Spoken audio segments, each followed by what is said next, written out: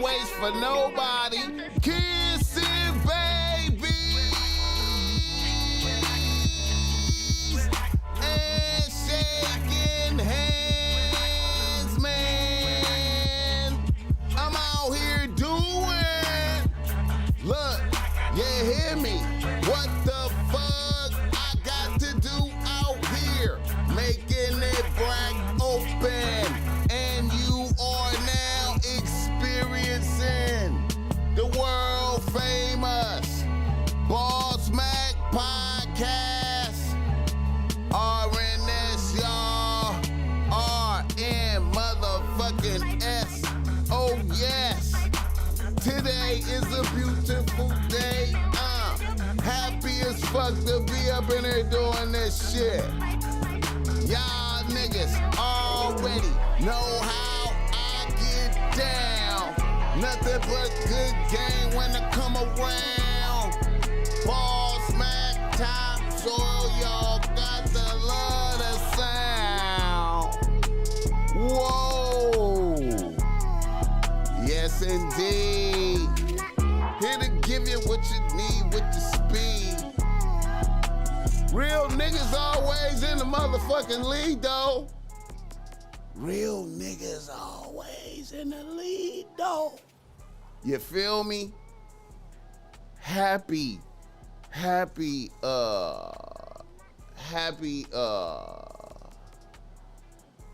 Friday and shit, you feel me? It's a beautiful day out there, the sun's shining. The Bossmack podcast is in full motion. You understand me? You see the Bossmack is got on the bitch you mad, bitch fuck you shirt. You know what I'm saying? In accordance with the title of this podcast, giving some homage to Katt Williams coming in, you know, setting the tone for 2024. It's a lot of other shit to talk about, but I just wanted to, you know, acknowledge that, and it was a beautiful thing. The show is always brought to you by Bossmack Streetwear. I got on some Bossmack Streetwear right now.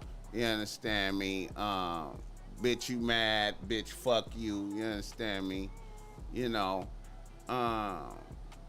this shirt right here gets a lot of positive responses and blessings when I wear this out there, man. You know, when you see me in this, bitches be like, you know what I'm saying? Bitches be like this, you know, niggas be like this. I'm just saying, we advertising right now, you understand me? Bossmack Streetwear, fuck with that.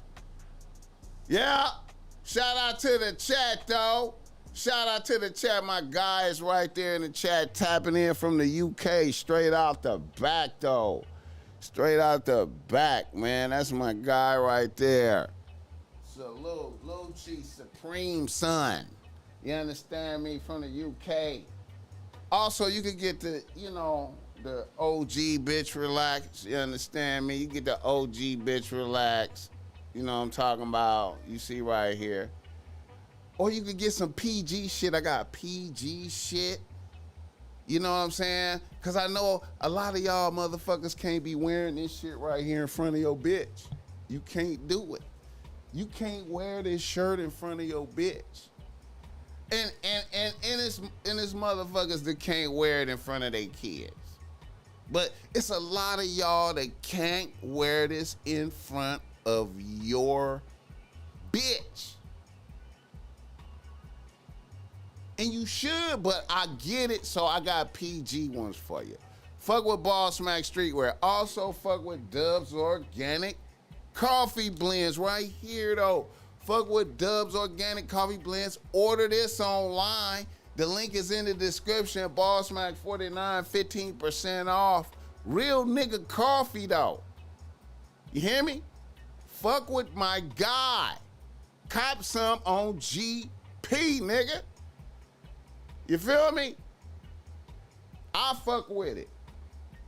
He also have a shop in Hollywood, 7962 Fountain Avenue, Hollywood, California, nigga.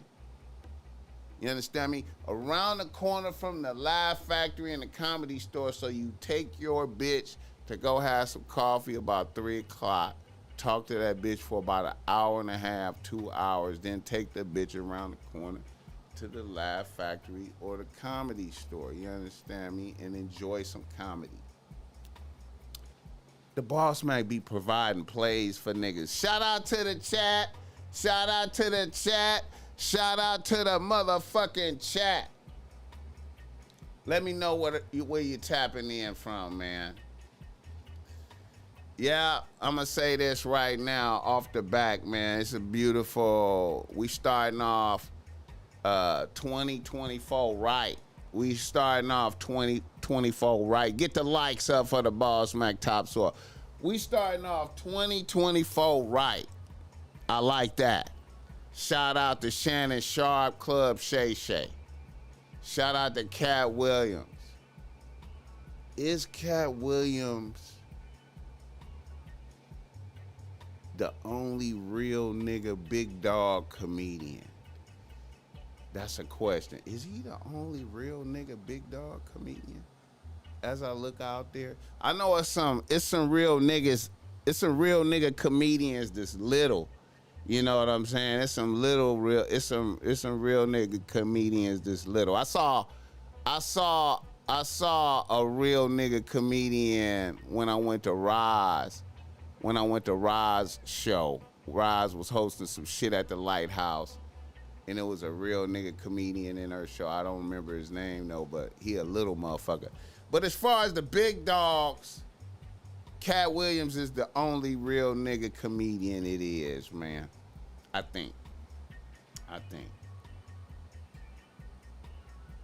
What did we witness? Oh, before I continue,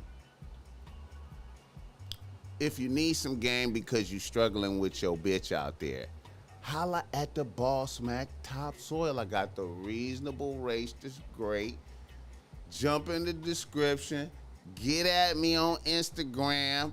Send me an email. Get at me however type of way. Set up some time. I promise to bless you with high quality game that what I would do for myself, that I do for myself. You understand me? I ain't no cookie cutter game. It's based on your specific problems. I will listen and bless you with game. So fuck with me. Don't fuck with them. You hear me? Bossmack got good game for y'all. Yeah, man. Niggas in the news. Niggas in the motherfucking news. And, you know, we just starting off with Katt Williams. That, I mean, what can we say, man? The Bossmack Top Soil tried to wait. You see, I started to react right away. But I was like, hold on, man. Let me just soak in the experience. Let me make sure I listen to all the shit he said, all the shit he talked, thought about it, you know what I'm saying, reviewed it, and marinated on it, let other niggas say shit and see if they understood what took place. And I see a lot of commentary out there. I hear a lot of commentary on this. And I'm gonna keep it 100, man. The Bossmack has not heard the right words to describe what we saw. But the Bossmack Top Soil will put in the words what I thought I saw. See, to me, that was a performance. That was the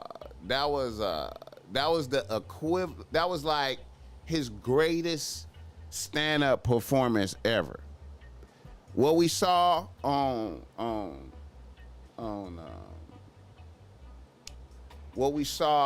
Club Shay Shay was one of the greatest stand-up performances ever. You understand me? And I know niggas don't even see it like that. They just think he was in there niggas think he was just like, Niggas just think he was just like on some, you know, I'm exposing niggas and shit, and I'm just, you know, I'm gonna just get this off.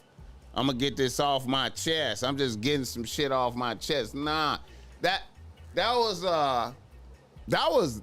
some getting some shit off my chest performance. That was his greatest performance ever. That was Katt Williams' greatest performance ever. Ever. And when has anything like this been done before? Shout out to Ray Gun for that $2, man. I appreciate that, Ray Gun 34. Yeah, nigga. Yeah, hit the like button on the way in this motherfucker. That was the greatest performance. That was his greatest performance. You know what I'm saying? And it was and it just show you the essence of what comedy really is. It show you what the essence of comedy really is, which is just real talk. You understand me? Fearless real talk. That's why I got this shirt on right here. Bitch, you mad? Bitch, fuck you. You understand me? In you know, in celebration. So let's go through some. We gonna go through some clips, and I'm gonna do some commentary. I got to. It's just a lot. I'm just gonna be on here, man. I'm just gonna be on this motherfucker. I don't give a fuck, because this is a great moment in our time. This is a great moment in history. You know what I'm saying? What we witnessed. Hit the like button for the Bossmack. Oh, nigga, hit the like button, nigga. Let me see right quick, man. Now, I want to put two things together right out the gate, you know, that he spoke on.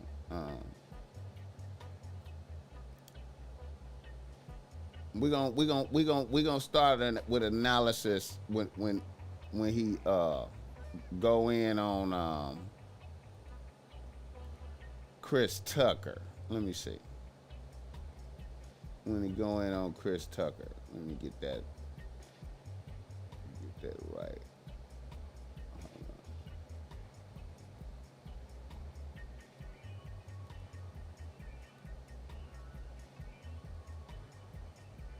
Wait a minute.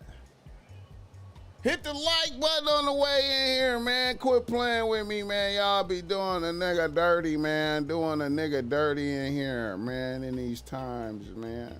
You know what I'm saying? Doing a niggas dirty. Hit the like button. Damn, this shit tripping like a motherfucker, man. Why is it tripping like this, man? Shit tripping, man. Hold tight. I'm trying to pull this bullshit up, but it's tripping with me. Motherfucker. Man. God damn, man. Shit, man. Oh, shit. Hold up. Oh, wow. It is. I can't believe this motherfucker. God damn. Let me pull this shit up. Hit the like button on the way up in this motherfucker. The Bossmack having conversations around this motherfucker. This is some easy, supposed to be easy ass shit, man. Okay, here we go. We good. It's acting right now. Why this motherfucker be doing that shit? Like, man, what the fuck, man? You know what I'm saying? Like, just trying to review some shit. Okay, here we go. Let me just put that up. Wait a minute. Just yeah. Hit the like button, man. All right. Tucker that we got now is Epstein Island. He said Chris Tucker. The Chris Tucker that we got now is Epstein Island Chris Tucker, not Smokey. Epstein Island Chris Tucker. Whew. Epstein If Island. I didn't know no better, I'd tell you he's the greatest. I don't care what you say. Epstein To be Island. confident and not delusional is a real skill. Most of these confident people we see is really delusional. Well, you don't think they asked Chris Tucker to come back in the second Friday?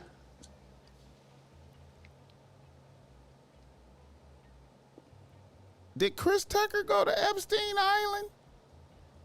Did Chris Tucker go to Epstein Island?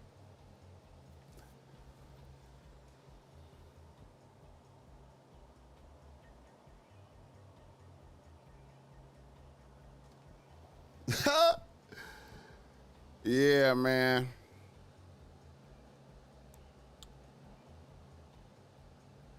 Smokey was all in Smokey. There ain't no Friday without Smokey. We all agree to that, and there's no next Friday without Friday, and there's no Friday after next without Nah, Friday. we talk about the road because you said that they don't. Here's the thing. Okay. Here's the thing. Chris was allowed to make the decision. At the time that this is happening, Katt Williams is known for smoking weed. Willie Nelson is known for smoking weed. Right. Snoop's known for smoking weed, but none of us is really known except Willie. And I'm saying, Chris Tucker didn't want to be the poster child for smoking weed. He don't smoke weed like that. Right. He in the church. He Michael Jackson's best friend. Christmas. Michael Jackson called him Christmas. You ever met a man that gave you a little nickname like that? No. Me neither. Damn. Katt Williams takes out Chris Tucker. It seemed like he just took out. It's like he did a stand up on all comedians.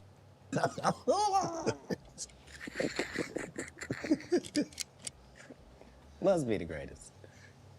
Man, I ain't gonna be able to get nobody back. I ain't gonna be able to get no more comedians. They all coming. No, they ain't. Are you kidding? Nah. Hey, I A good promise thing you. I done got all the rest of them. I done got the ones. I promise you, everybody trying to double back. You're gonna be having to beat them off with a stick. You gonna let him? They're coming. Much as.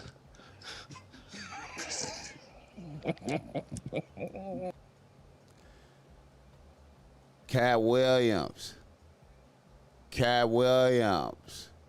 And I needed you to know why I came by. Yeah, I need you to tell us why. People know I don't go everywhere. I'm not interested in talking to people unless it's like a Larry King or somebody of an amazing ilk that I would actually want to go talk to in real life. Okay. I don't do it so I can sell product, and I got things to sell, so let me come talk. I like the Fendi coat. I like the hat. You have a great Shout out to the product here, chat. Get the and as likes a up fan for a base, nigga.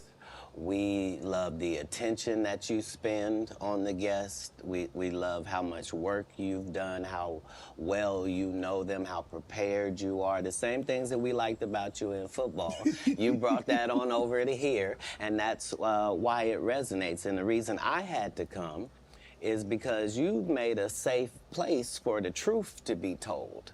You know what I mean? Thank you. I appreciate and that. I have watched all of these lowbrow comedians come here and disrespect you in your face and tell you straight up lies. I'm talking about things that have never been heard in all of Black Hollywood. They feel comfortable sitting here and lying to you about it. You gonna set the record straight? Are you kidding me? You let Ricky Smiley sit here and you say This interview is at 16 million, 15 million. said out that mouth, you stole Friday after next, the one I was in. I wish all of America fumbled a bit when that happened. And then he said some stuff that we haven't heard in 100 years in Hollywood, you ain't say nothing. This man told you he had Katt Williams' role. He was gonna be Money Mike. Wait. And Katt Williams was gonna be the Santa Claus. Now let's, 3 quick points. You mean in Hollywood they cast a 5'5" black Santa Claus that weigh 100? Shout out Ricky Smiley, man. In the original script got raped in the bathroom, and that's what Ricky Smiley was okay with. Katt Williams had to take the risk in front of the studios and the cast and our powers that be in his very first movie and say respectfully, humbly, guys, if we're talking about anything else, I have no credibility and I have no pull. But we're talking about comedy, right, where I have all the credibility and all the pull. The problem with Friday After Next is we're trying to make a classic comedy. And this comedy involves a rape. And rape is never funny, no matter who it happens to or what the circumstances are. Shout out Katt Williams for that. Why would you put that in your contract, Katt? That's where he's a believable actor. Him and Tyler Perry can't play a man to save their life. They play good women, and I believe that the best actor should be in the best role. So that's why, because when we released that clip and he said that, you responded because he said he was supposed to play Money Mike and you were supposed to play Santa Claus. An outright lie. So that he knows is a lie. So why would he say it? Because he's a liar. Nobody knows why liars lie. And that's why I had to come on the program. Cedric did the same thing. Cedric told you when you asked him, did you steal Katt Williams' joke? Yeah. He said, it don't line up. How it don't line up that I did it on TV in 2018? You came to see me at the Comedy Store do it in 2019. Cedric took a nigga joke. Cedric took a nigga joke on some Dr. Dre shit, how Dr. Dre used to take nigga beats. He'd take a nigga beat and make it a little bit better. And then it's a real hit like that.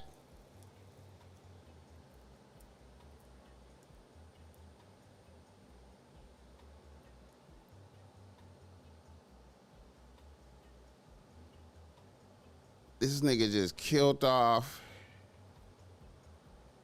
Is Katt Williams the #1 comedian right now? Did he move ahead of Dave Chappelle with this?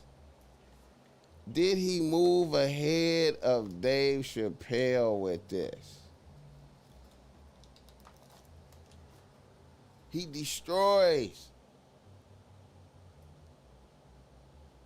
He destroys Kevin Hart. He destroys Cedric the Entertainer. Can't do that because Steve told you that he stopped doing stand-up because he had 7 TV shows. The only problem is when he stopped stand-up, he didn't have those 7 TV shows. He stopped stand-up because he got in a comedy battle called the Championship of Stand-Up Comedy with one Katt Williams in Detroit in front of 10,000 people and lost because Katt Williams said he was actually bald and that was a wig. And I went in and that's why he couldn't do stand-up anymore. Imagine him coming to tell you another story where he got so big and it was Bernie and them's fault because they wanted to be movie stars. What? You called Ocean 11 to get that nigga's part. What do you mean you didn't want to be a movie star? So on the behalf of Bernie, I would have to say what I have to say. Have you ever... Niggas make Steve Harvey. See, Steve Harvey got to come out and say something about this. I feel like everybody he spoke on got to come out and say something about this. But I feel like Katt like the #1 comedian now.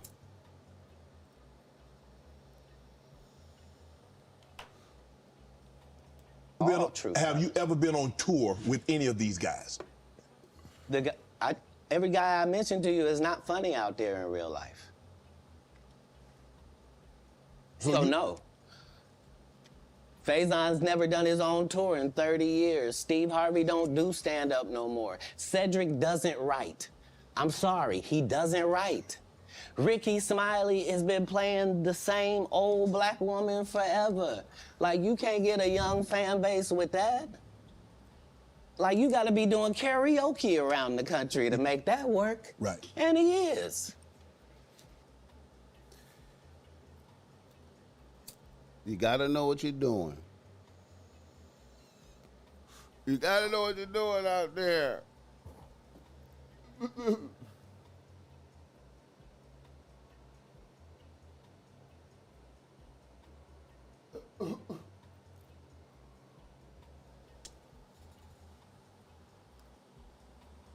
Okay.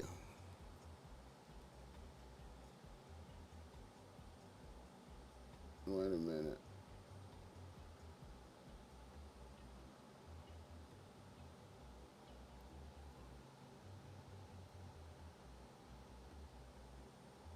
Let me see. Let me see right quick. Pull this other shit up. All right.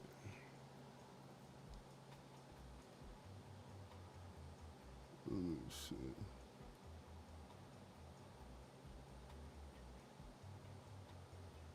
Bear with a nigga. Let me switch this up right quick. I want to take a look at this other shit.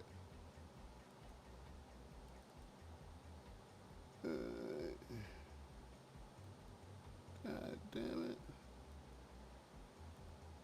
Shit tripping again. God damn. All right. The Chris Tucker that we got now is... All right. Bear with a nigga. Let me pull this shit up, man.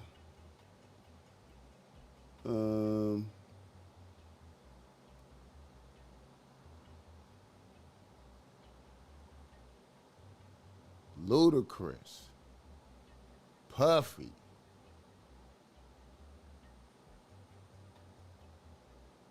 Shout out to Katt Williams, man. Let me get this.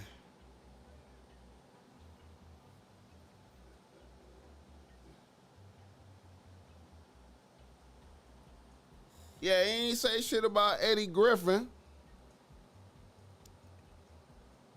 Let me see.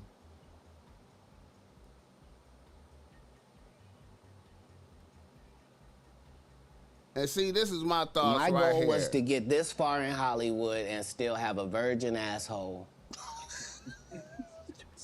And never have sucked a penis. That was my only goal. I didn't want to get with a white woman because I was scared she might have me running down the street like Jonathan Majors. There you go. See, come on, Katt. Not because I didn't like white women. I think white women are as great as any other women. But I'm not gonna act like I'm not scared of them. I have a reason to be scared. You could be Kang the Conqueror, and they could take your rabbit ass down in 2 weekends.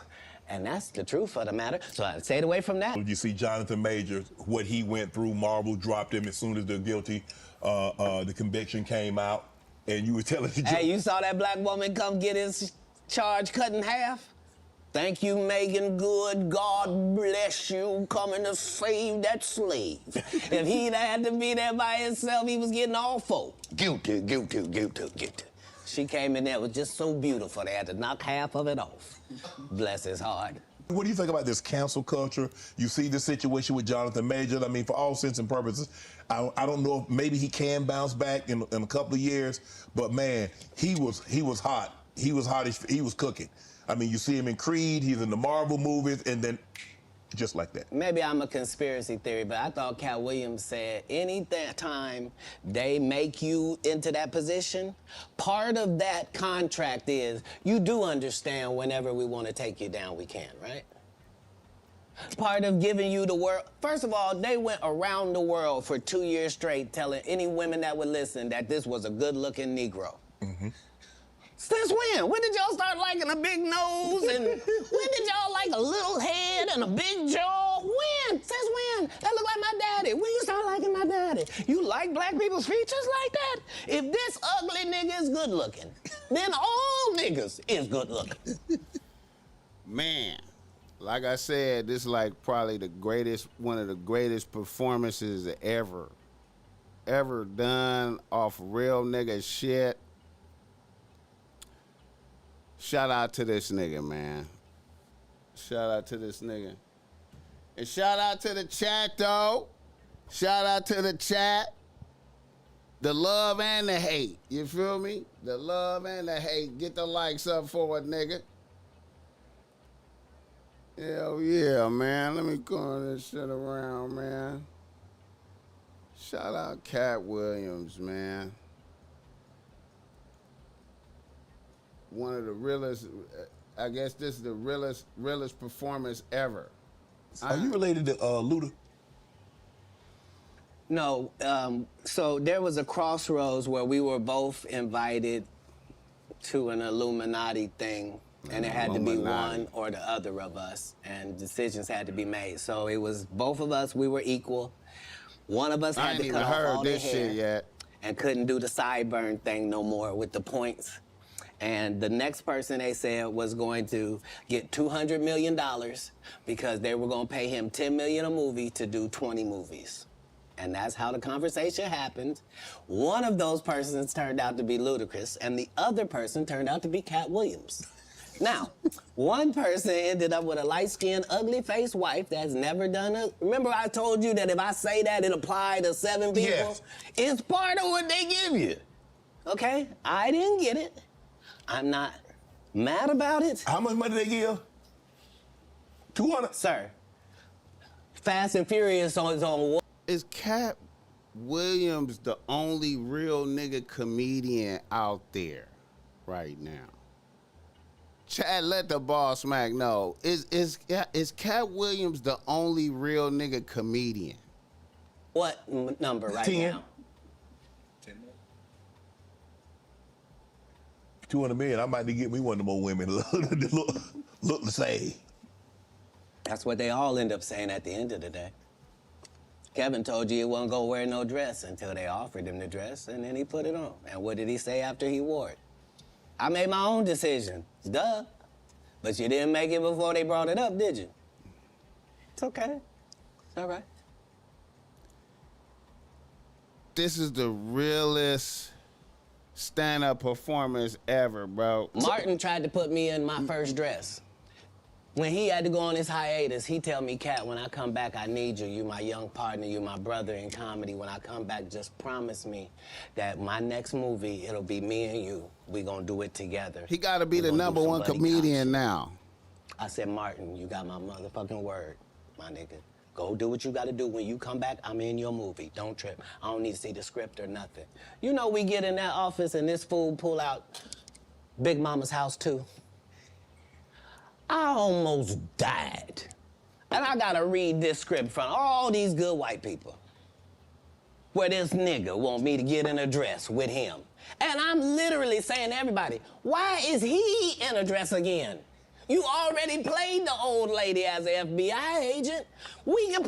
Shout out, man. Shout out to that nigga right there. In 15 years in Hollywood, no one in Hollywood has a memory of going to a sold-out Kevin Hart show, there being a line for him ever getting a standing ovation at any comedy club. He already had his deals when he got here. Have we heard of a comedian that came to L.A. and in his first year in L.A. he had his own sitcom on network television and had his own movie called Soul Plane that he was leading? No, we've never heard of that before that person or since that person. What do you think a plant is? Maybe people don't understand the definitions of these words. He just did his documentary with Chris Rock where he shows you that his whole upbringing in comedy was on the East Coast. Yeah, it was. So how simultaneously was he here in Los Angeles doing the same thing? It didn't happen. It didn't happen. And I hate to seem like a petty individual for picking apart lies, but Jussie Smollett gonna keep lying until you say we don't believe you. Like, it's important in the checks and balances of the universe that liars not get to make complete narratives for themselves. Are you not afraid about being blackballed again? These are some power people. What do you mean again? These people are not powerful. Satan can't create anything. That includes... Satan can't create anything. Can I just blow up and be a friend of God? Can I blow up and be a friend of God? Blessings for his people. That's why, you know what the #1 job of somebody that sold their soul in Hollywood is? What? Is to act like it didn't happen. They all do the same job. Why do you think Gary Owen can't cross over and he already white and been in comedy for 25 years? If what I say ain't the case. It's a cabal. It's a consortium. They rock with who they rock with and they don't with who they don't. But I'm not scared of being the competition any more than you were when you lined up across from a superior team. Yeah, on paper, they're a better team. Right. They have all the assets and resources and we don't.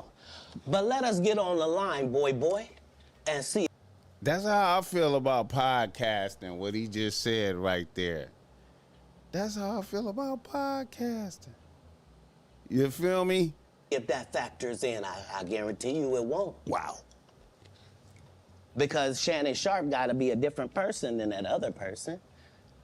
Absolutely. And he always was. That doesn't change when I change teams. That remains the same. That's how a legacy is built. So all of these shortcut takers, they canceled me for talking about Harvey Weinstein before the thing came out, but he offered to suck my penis in front of all my people at my agency. All these shortcut takers. All these shortcut takers. What am I supposed to do? He did all of that. I'm thinking I'm the only black person on the script. I get there, it's 3 other black guys on there. Woo. Huh. So you wonder what they did to get there. I told him no. What y'all do? And this is why when I walk in a room, heads go down. Heads go down. Behind my back, I'm nothing. I'm just a regular old comedian that's bitter and jealous. But in my face, no. The king has walked in and they have to respect it only because I've not taken the shortcuts. I've not been funded. They pay you to not talk about things they don't want you to talk about. I have not been funded. The Bossmack has not been funded. I have not taken no shortcuts. You understand me? I feel the real nigga talking right here. The real nigga talking. I feel like I feel like Katt Williams have transitioned to #1 comedian over Dave Chappelle with this performance. While giving Dave Chappelle respect and admiration. You understand me? And Patrice O'Neal, you understand me? You know what I mean? Giving out homages to certain motherfuckers, but still seizing the #1 spot. They tell you that themselves. I can't do that because Steve told you that he stopped doing stand-up because he had 7 TV shows. The only problem is when he stopped stand-up, he didn't have those 7 TV shows. He stopped stand-up because he got in a comedy battle called the Championship of Stand-Up Comedy with one Katt Williams in Detroit in front of 10,000 people and lost because Katt Williams said he was actually bald and that was a wig. And I went in and that's why he couldn't do stand-up anymore. I saw a clip of that. To tell you another I saw story a clip of that. where he got so big and it was Bernie and them's fault because they wanted to be movie stars. What? You called Ocean 11 to get that nigga's part. What do you mean? Cold game, man. Get the likes up for it, nigga. Shout out to Katt Williams destroying everybody. Wait a minute, I want to hear what he said about Tiffany Haddish. The Tiffany Haddish. What did he say about Tiffany Haddish? I gotta have Tiffany Haddish homegirl on here and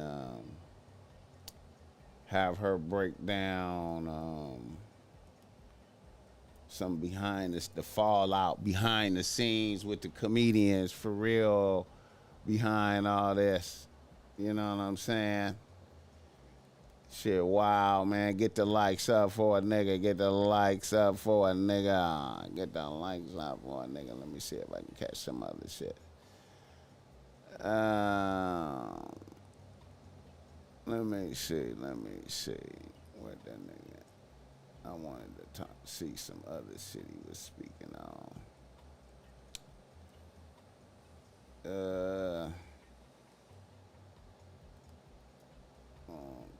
On comedy.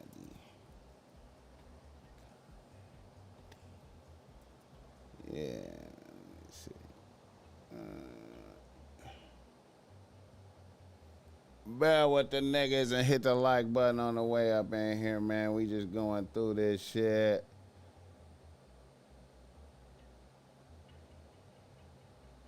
You know what I'm saying? It's just so much that he covered in this shit, man. I have 5 sons. Why would we tell these ridiculous stories? Because it's people don't understand the definitions of these words. He just did his documentary with Chris Rock where he shows you that his whole upbringing in comedy was on the East Coast. Yeah, it was. So how simultaneously? So what I meant to say was, remember, he said, I couldn't do stand-up anymore. I had 7 TV shows. I said he didn't have any of those TV shows at the time. I know, you talking about said.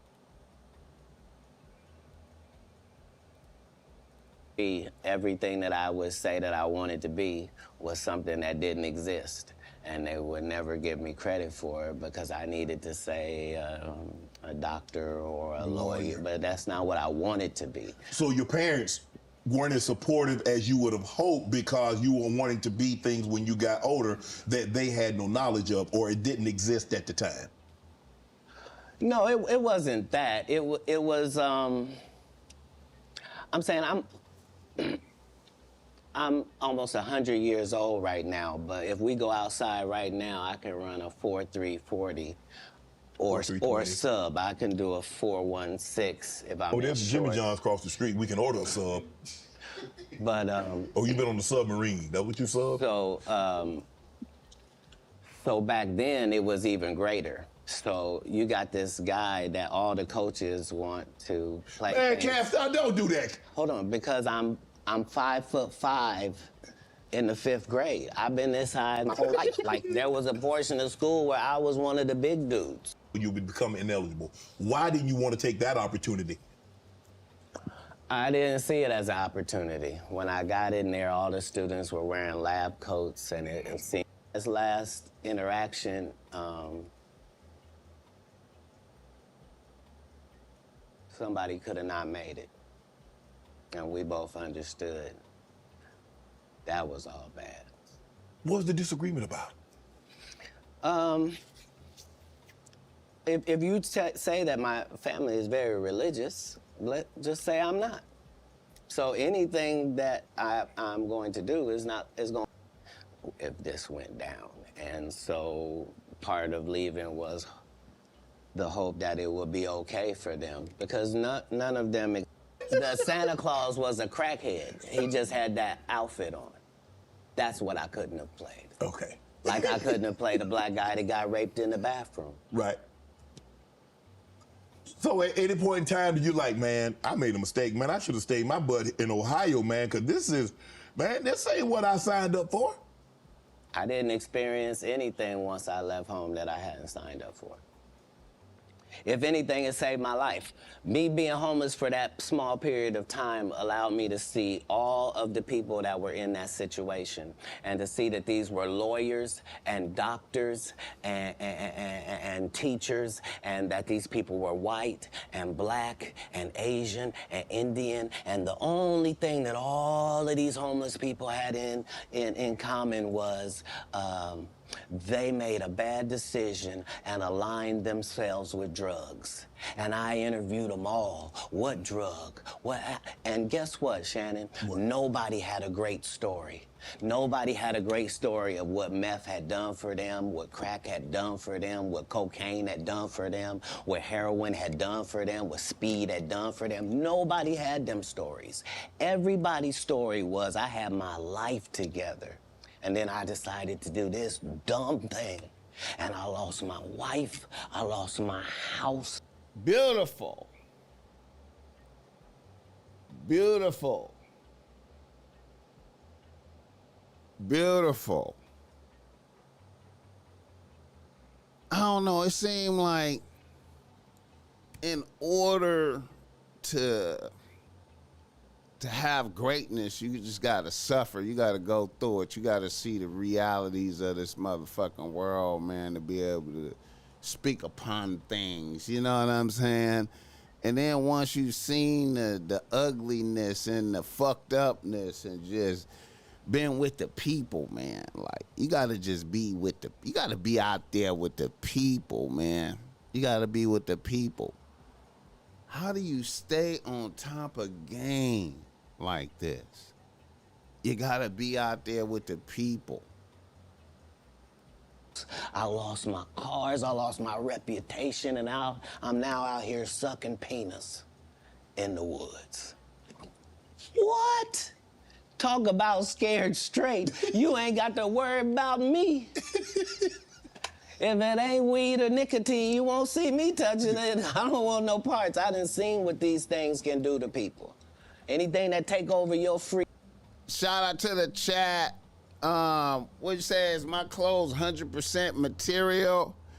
Hey man, listen, I try to use the best materials available where I source my materials for my clothes, where I source my materials, you know, where I source my raw materials for my clothing, you understand me? Everybody else is down there sourcing their material. You understand me? So every other brand that you see that's popping is down there right next to me getting their shit too. You understand me? And you know, we all getting the same shit from the same place, from the same people in the heart of the fashion motherfucking district in Los Angeles. You understand me? High quality garments from the Bossmack. Now let me continue with the Katt Williams analysis, man, because a nigga has seized control of top spot, #1 comedian spot by speaking realness on niggas. Let us continue.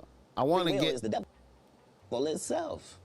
Have you ever thought about what your life would have been had you stayed in Dayton, Ohio? No. Right. I read that you was raised in Florida. You had some. That's interesting. So when I moved to Sacramento, it's because Sacramento has a white and a black audience almost 50-50. That's almost Joe the makeup Blast, of what's Sacramento. So I lived in Sacramento for 2 years until I get to the point where I am equally as funny if the room is black as I am if the room is white. Okay. That's not enough. Now I need to be one of the good ones when it comes to black comics. Mm-hmm. So now I have to move to Oakland, and that's what lands me in Oakland for 3 years. Once I have dominated male black comedy in Oakland to my liking, now I'm prepared to go to Los Angeles now. Now I know you can't throw me any curveballs. If it's a white audience, if it's a black audience, no matter what they are, I'm prepared to deal with all of the audiences. Do you write jokes according to the audience that you're going to be in front of, or is your joke universal? Well, in the beginning, part of my framework is that I'm tailoring every show to this audience. Okay. And that's how I was able to show my range and show that I was better than my competitors, is that I'm Katt Williams, but I was still doing clean comedy. So I was still going to churches and doing 45 minutes of stand-up at the church with no curse words, no sex, drug material, no none of that, just straight stand-up. And then I was doing everything else. And at the regular club. Yeah, that was the range, is that when in Rome, do as the Romans do. So skills is over everything. Skills. This is like one of the greatest comedy performances ever, right here, as a fucking interview. Extracurricular activities. I was never in drama. I was never in band camp. I was never a Boy Scout. And you didn't stay in school long enough to get funny because you dropped. You understand? You understand? So there was no, I don't tolerate high school games. I didn't go to high school. I don't know how most of the games they think I play, I'm not even aware of them. But Katt, for you to get on stage, and like I said, a lot of people, like a lot of comedians, I had a few here, they're like, okay, I told jokes to get girls, I told jokes to, get people to laugh at someone else. Yeah. But you is like, you say you did comedy one time in Florida. Yeah. And you had this other opportunity, like in Oklahoma, that they were going to take you out if you won the talent show. You was going to go on the road with these well-known comedians. And I did. But I'm just saying, how in Florida at 13, 14 years of age, you like, 16, I can do that. Well, because I knew that there were a lot of other things I could do. Like, when I looked at drug dealers, I thought I could do that. Yeah. You but see that's what I'm saying? easy. So, right, and who doesn't like that? Right. Shout out to this nigga. I can do anything. See, the issue is that all the comedians have to come do these radio stations because you have to sell your tickets, and so that means you have to go to the radio station. Yes. I don't go to the radio station, and I don't make posts to sell tickets. I just don't. So you've not seen me. I'm not here in some subservient position where somebody sent me over. You here out of the kindness of your heart. You are. No, I'm saying in the interview situation. Yes. Yeah, right. For sure. Yeah, and this person knew I wasn't there for that, or it's. But how hard? Because you have to understand, she is a. Katt Williams say he don't do no posts to sell tickets. He don't do no interviews to do nothing. He just do it. He just there and the people come. He's in town and the people come. See, that's how I be kind of moving like that, man. See, I don't like, even with going live. I just go live. I don't make no announcements or nothing. I just go live. You know what I'm saying? And I hope motherfuckers tap in. You know what I mean? And, hey, I don't know. It seems like it say a lot about a motherfucker. If you have a lot of motherfuckers fucking with you and they ain't even know you was about to go live. They ain't even know. They just was like, oh shit, niggas is live. Let me go fuck with niggas. Female. And so you have to be careful. You have to handle her with kid gloves. Sir. You want to go ahead and take that out? You don't want to be against equality, do you? No. What you just said was very unequal, sir. Bruh, but I think maybe you've had enough of this. Because I think I just heard you say that women are not equal and should be treated unequally. They want to be treated. You mean equal. as a comedian? No. Listen, you understand and I understand. Yeah. In certain situations, they want to be treated equal. Not all situations. And what part of what you saw her get? She deserved everything you gave her. What part would have been different if she was a man? It would have just been more vicious. Yeah, that's my point. I took all the vicious and venom away because I didn't have any. Plus, I understood. I'm not trying Shout out, Sir Ism, no. to offend black women with short hair. I'm not trying to offend heavyset women. I'm not trying to upset fellow comedians. I'm not trying to do any of that, and I am qualified to be able to do none of that and still eviscerate you because I'm smart enough to know that I need to say that you have gnarled fingers because I know your limited education means you don't know what the word means. So you can't possibly respond to it. You're not sure. Shout out to motherfuckers with vocabulary. Shout out to him saying that the vocabulary is necessary. You understand me? Sure of the meaning. And I'm going to continue hitting you because this is what comedians do. Right. You've been masquerading that you're a comedian too, and that's the fallacy. So nobody in boxing fights out of their weight class. If you're a 130 pounder, you don't just show up with the 160 pounders. You stay in your weight class. Is that what you? Katt Williams is the realest nigga comedian in it right now. Tried to say Joe Rogan wasn't fucking with him, but I know Joe Rogan fucking with him. I know Joe Rogan fucking with him. I done heard Joe Rogan say he fucking with him. Now, so he should be on Joe Rogan soon. It's always where I'm trying to come from, whether it's comedic or otherwise. That's why even if you see me get arrested 10 times in a row on TV, as a fan of mine, you can be like, he finna be right out. And see, you know what? See, that's the thing, see. Katt Williams having episodes with law enforcement going to jail and shit like that. See, all that shit is part of the real nigga narrative, man, because as you move around as a real nigga out here, you really, like, if you a famous, known motherfucker, known for money, you gotta be out here with the blower. You feel me? You gotta be out here with the blower. You gotta be out here with the blower. You smoking weed, you gonna go to jail.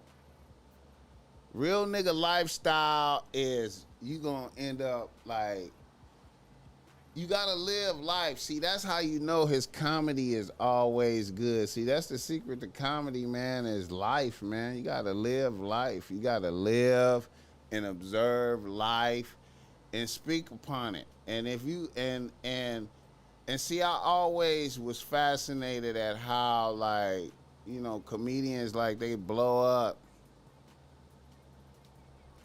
and get, you know, highly paid and shit, and then they not living the real nigga life no more. They living the rich comedian life, man. Now, where the material coming from?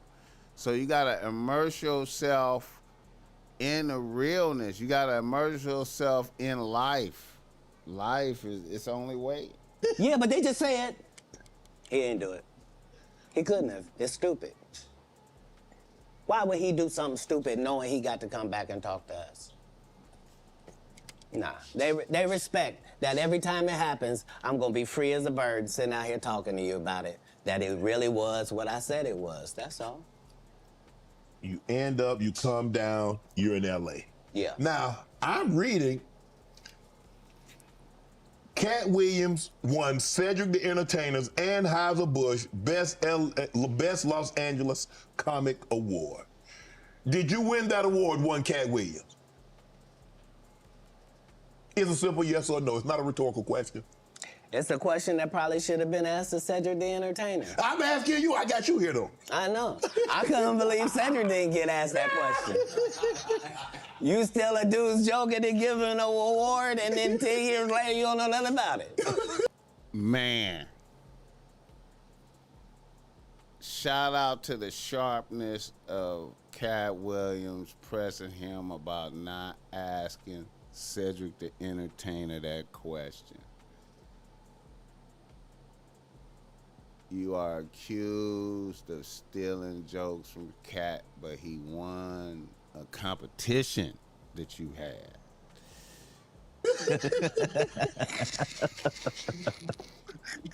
Hey, but I promise you this. What? If he sees me again before he sees you, he'll be talking different when you see him. That's for certain. That's the difference. That's what these comics understand, is that I'm not doing nothing for clout. I don't even recognize clout. But eventually the Lord is gonna let me and you be in one hallway. A lot of these dudes go, Kevin Hart done went 25 years without ever being in the same building with me at the same time. See, I like that shit about comedy, about how comedy is just really like a war with the other comedian, you know what I'm saying? Of just making the people feel good and happy, you know what I'm saying? And it's a war. And motherfuckers be scared to line it up with motherfuckers. But if you really funny, if you really know what you're doing, you should just be happy to be in the scenario where we gotta line it up. We gotta line it up, man. Let's see who's the best. In the building, he walk out. You've never seen us in the same building ever in 25 years. Like, it's like that. Why? Why? Yes. Because I'm really the product. It's not what you think. I am never under the influence of anything. I'm always in my right mind. I'm always a physical specimen. And when you see me, I'm much, much bigger than you had thought. I have far less play in me than you would like. And I'm relentless. I'm out there. I'm still, to this day, I play 11 games of basketball with a 20-year-old. The record is 92-6. You know, I got a philosophy from Katt Williams via Joe Rogan. Joe Rogan stole some philosophy from Katt Williams and spoke upon this. And I used it for myself. You know what I'm saying? Now the philosophy is this.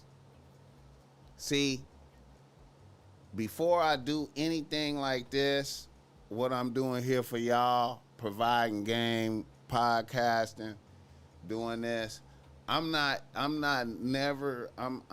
eating before that. You know what I'm saying?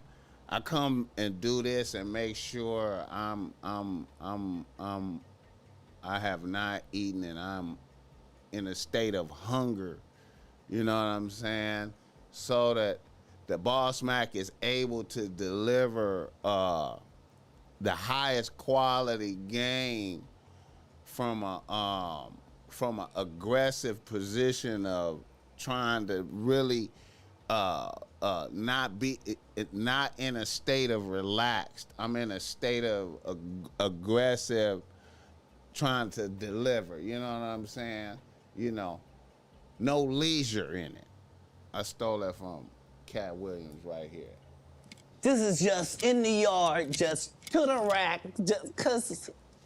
You work out, Katt? You work out, Katt? Not to the gym. You don't work out in the gym? You push ups, sit About him, right. I guess, because it's a weird job, you know what I mean? Correct. And I wanted somebody that didn't seem like none of that he really thought it was a business and treated it like that. And so, you know, adding those levels to acting is what all actors do if they're not Steve or comedians 10 times a piece. I watched your set 10 times of you performing. Now this right here is his scientific breakdown of comedy. See, I feel like everything could be done like this, what he's talking about right here in this little piece where he's watching comedians sets and then he's measuring how much laughs they getting, you know what I'm saying? How long they on stage, how many laughs they get, you know what I'm saying? Breaking it down into a science. See, I feel like that. I like that. Whoever you were. And then I counted how many laughs you got every time you did these amount of minutes. So if you told me this comedian and told me he did 30 minutes, I could tell you that he got 26 laughs in that 30 minutes because I had done the numbers on everybody. So I didn't just say I was funnier. I knew I was funnier than the comic you liked, and I could tell you how many jokes funnier I was because that's how we judge stand-up. You do 15 minutes, I do 15 minutes. How do I know I'm funnier than you? Because you got 6 laughs, and I got 16. I like that. Nice and logical. Get the likes up for a nigga, man. Get the likes up, man. Get the likes up. Get the likes up. Shit, did I pin that?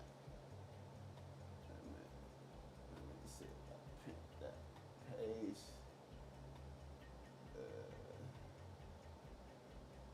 Shit. All right, let me. I'm almost 3 times better than you, low-key, boy. But I'm never gonna tell you the formula. So you gonna keep just going out there telling jokes. Now He just told him the formula. Psychologically, the audience, by 10 years, is convinced that I'm funnier than you. They just don't know why.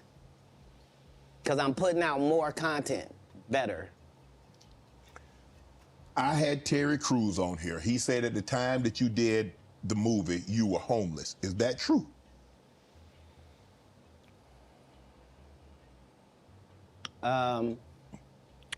This was my situation. 5 months prior to me getting this first audition for Friday After Next, I got this baby son. I'm holding him up above me. He grabs my little chain. He's playing with it, and he accidentally drops it. It breaks out my front 2 teeth. I'm in a situation now where when I go to the dentist, they telling me this gonna cost thousands and thousands of dollars to fix this right. Shout out to Katt Williams for being homeless if he was. They're not telling me what it's gonna look like. I go get an estimate with no money involved, find out what I need to do. They find out you got a tumor in your upper jaw, so we're gonna have to do a whole surgery for you. It's gonna be 100 bands. I don't have it. And I'm only gonna have this check from this movie. So while I'm doing this movie, we live in this trailer. This is where we live. So when they come to work at 5 in the morning, we already there. When they leave at night, we still there. We just double back because we understood that this is our one opportunity. And we have this opportunity to change our lives, just like a young man going for the draft. Right. We can actually get in the league with this. Shout out to Katt Williams going through the hard times, getting to it. Let me see, get some more. Man. Are you kidding? Nah. Hey, I Good promise thing you. I done got all the rest of them. I done got the ones. I promise you, everybody trying to double back. You're gonna be having to beat them off with a stick. You won't let him. They're coming. Much as. You're on Def Comedy Jam, Comic View. What were those experiences like? What do you remember most about Def Comedy Jam? 17 million. He said this is getting 500,000 views per hour. He said Shannon Sharp said this is getting 500,000 views per hour, this show. Comic View was everything. Comic View was really the break, and not Friday After Next, just because Comic View was just 3,000 of your stand-up peers, and we just throw sets of all of them up there, and we see who the audience likes. Who do they like? And it was a great wild, wild west time to be involved in comedy, and the same is true for Def Jam because hip-hop was a fad at one time, and hip-hop ain't gonna last, and why are you doing that? And that's how it was for blue comedy. Mm-hmm. If you were a comedian that cussed, you were ridiculed by the mainstream comedy geist. That would be like, my name Lil Dow. that I'm able to do it all across the country. The fact that every time I do a tour or a special, you think, well, that's sponsored by somebody. Somebody did a good job. No, just the guy there kicking around, just the one that might mentally not be all there. He's the one picking the outfits, writing this guy's material, booking the shows, making sure he gets there. He's the one hiring the other comedians. But hey, I knew that that's the end goal. So if that's the end goal and I'm there when I start, why would I deviate from that? Right. Shout out to Katt Williams, man. Season the top spot. Clown everybody. Niggas is including theyself in this shit. Niggas that ain't even in it including theyself in this shit. Niggas is including theyself in the shit. Ain't even involved. He ain't even say his name. Everybody that got mentioned got to speak up about it. Force Joe Rogan to get his show. Force Joe Rogan to invite him on there. Get on a Sharp show and just get in your little bitch ass feelings and get in ways and you say all type of shit you ain't supposed to say. See, there's a lot of shit about certain rap niggas I could say, but I know it's some shit. I know a bitch that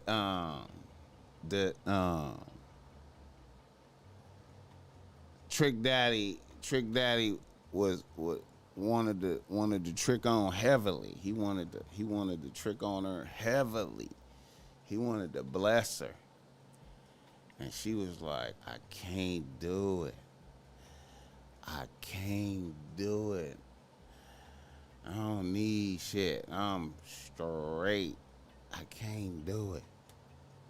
That I shouldn't say, so I don't say it. You said some slick shit about me in one of your stand-up, you was being sarcastic, saying that if Trick Daddy can own a restaurant, you can do anything. Look, well, nigga, you bulldagging looking ass fuck nigga, keep my name out your mouth. I'm not no comedian.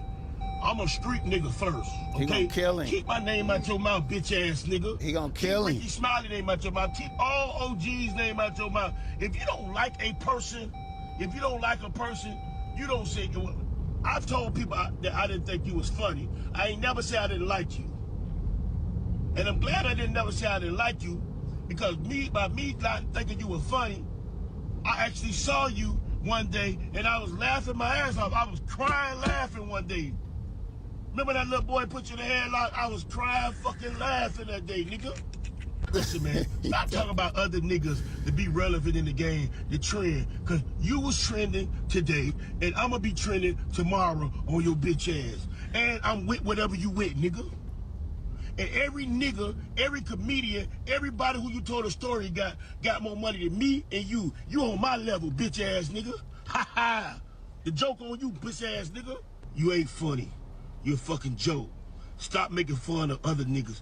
Black folk, we have to stop belittling our brothers and sisters to get a platform, to get shares, to get likes, to get views, to trend. We have to stop. Katt Williams, your little pussy ass. Why all you guys said was, Shannon, you needed a follow-up question with what? I said I didn't ask no follow-up question when said he didn't steal the joke. Right. That's not for me to decide. They on You Shannon decide. head. You decide who do you agree with. That's not my decision to make. That was it. I never said I was a journalist. I never professed to be a journalist. I'm an entertainer. If you want hard-hitting questions, 60 Minutes is the platform from you. Right. Dateline, 48 hours. Go to Lester Holt. Go to somebody that does that. Why all you guys said was, Shannon, you needed a follow-up question with what? Shout out Staying Majestic. I hope I said that right. Hit the like button. Yeah, man. It's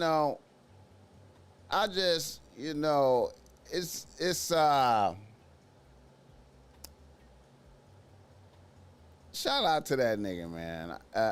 It's just a historical interview performance. I just wanted to go through some of the highlights. I like how he addressed the Kanye West situation.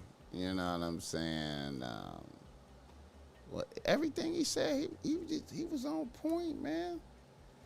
This nigga was on point, man. Everything he said and shit. He was on point, man. Let me see if some shit that I missed.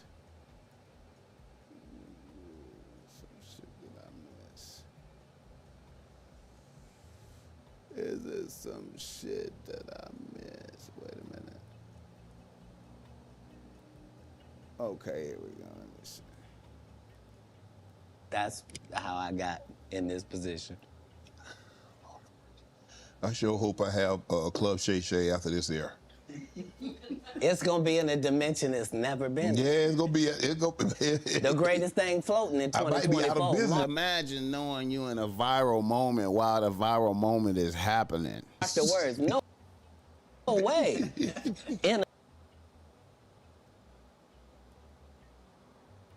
In a whole different realm of business.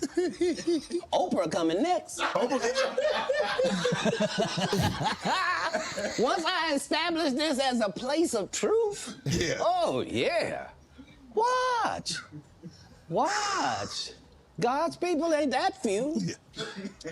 Prince. You met Prince. Prince was a friend of mine.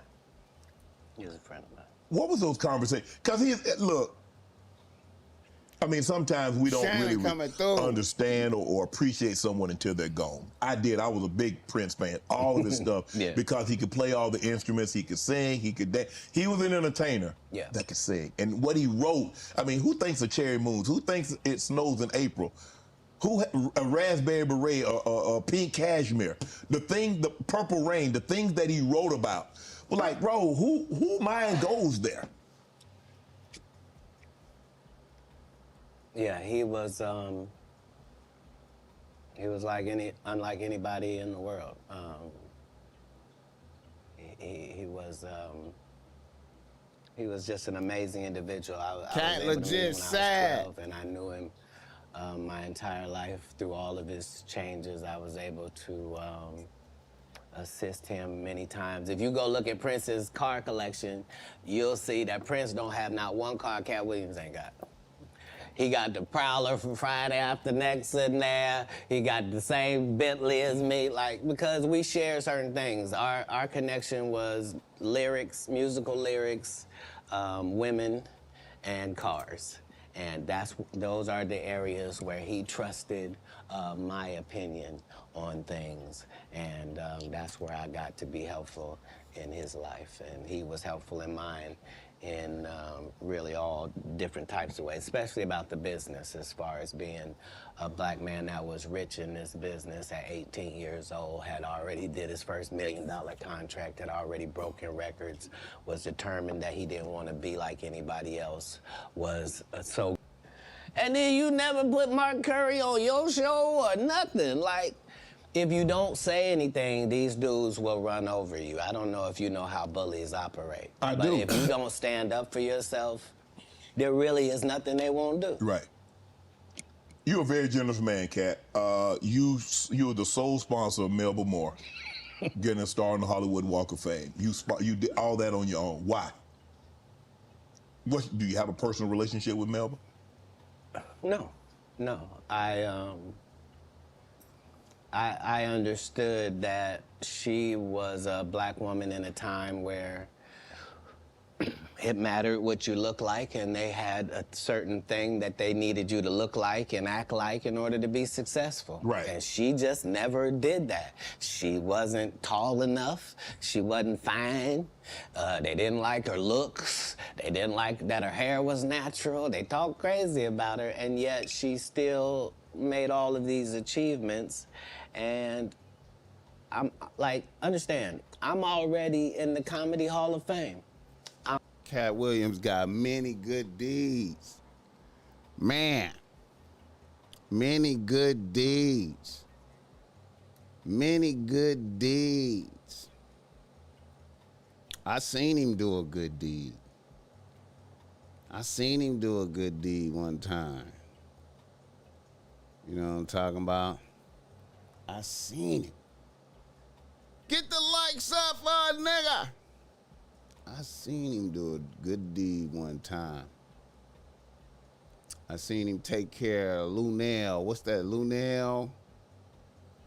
Lunel. I seen him make sure Lunel was good. I seen him make sure she was good. I saw it. I saw it with my own eye. My cat talking to me. What's up with it? What my cat talking about? Get the likes up for it, nigga. Let me pull this shit back up, man. A blessing. And he didn't have to suck me off for it. And thanks, Cat. And this, boy, I really needed it. Taking care of niggas. Cat taking care of niggas. If you was actually just trying to help people, you would. People know that's how I pay my tithes. If I got paid $100,000 to be at your city, I'm gonna take 10,000 of that and put it in your homeless area. Not because I got to, because you gave me 100 racks to come to your little rinky-dink town.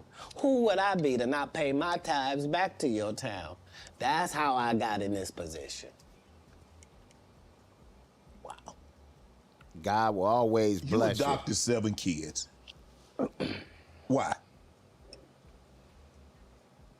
That's a lot of kids for a man that's as busy as you are, travels as much as you do, on the road as much as you are, spend a lot of time, because you have to spend a lot. I mean, it's not easy. I mean, maybe it comes so natural to you to put pen to paper and to write things down and be able to go out there and perform a set, but that's a lot of responsibility, Kat.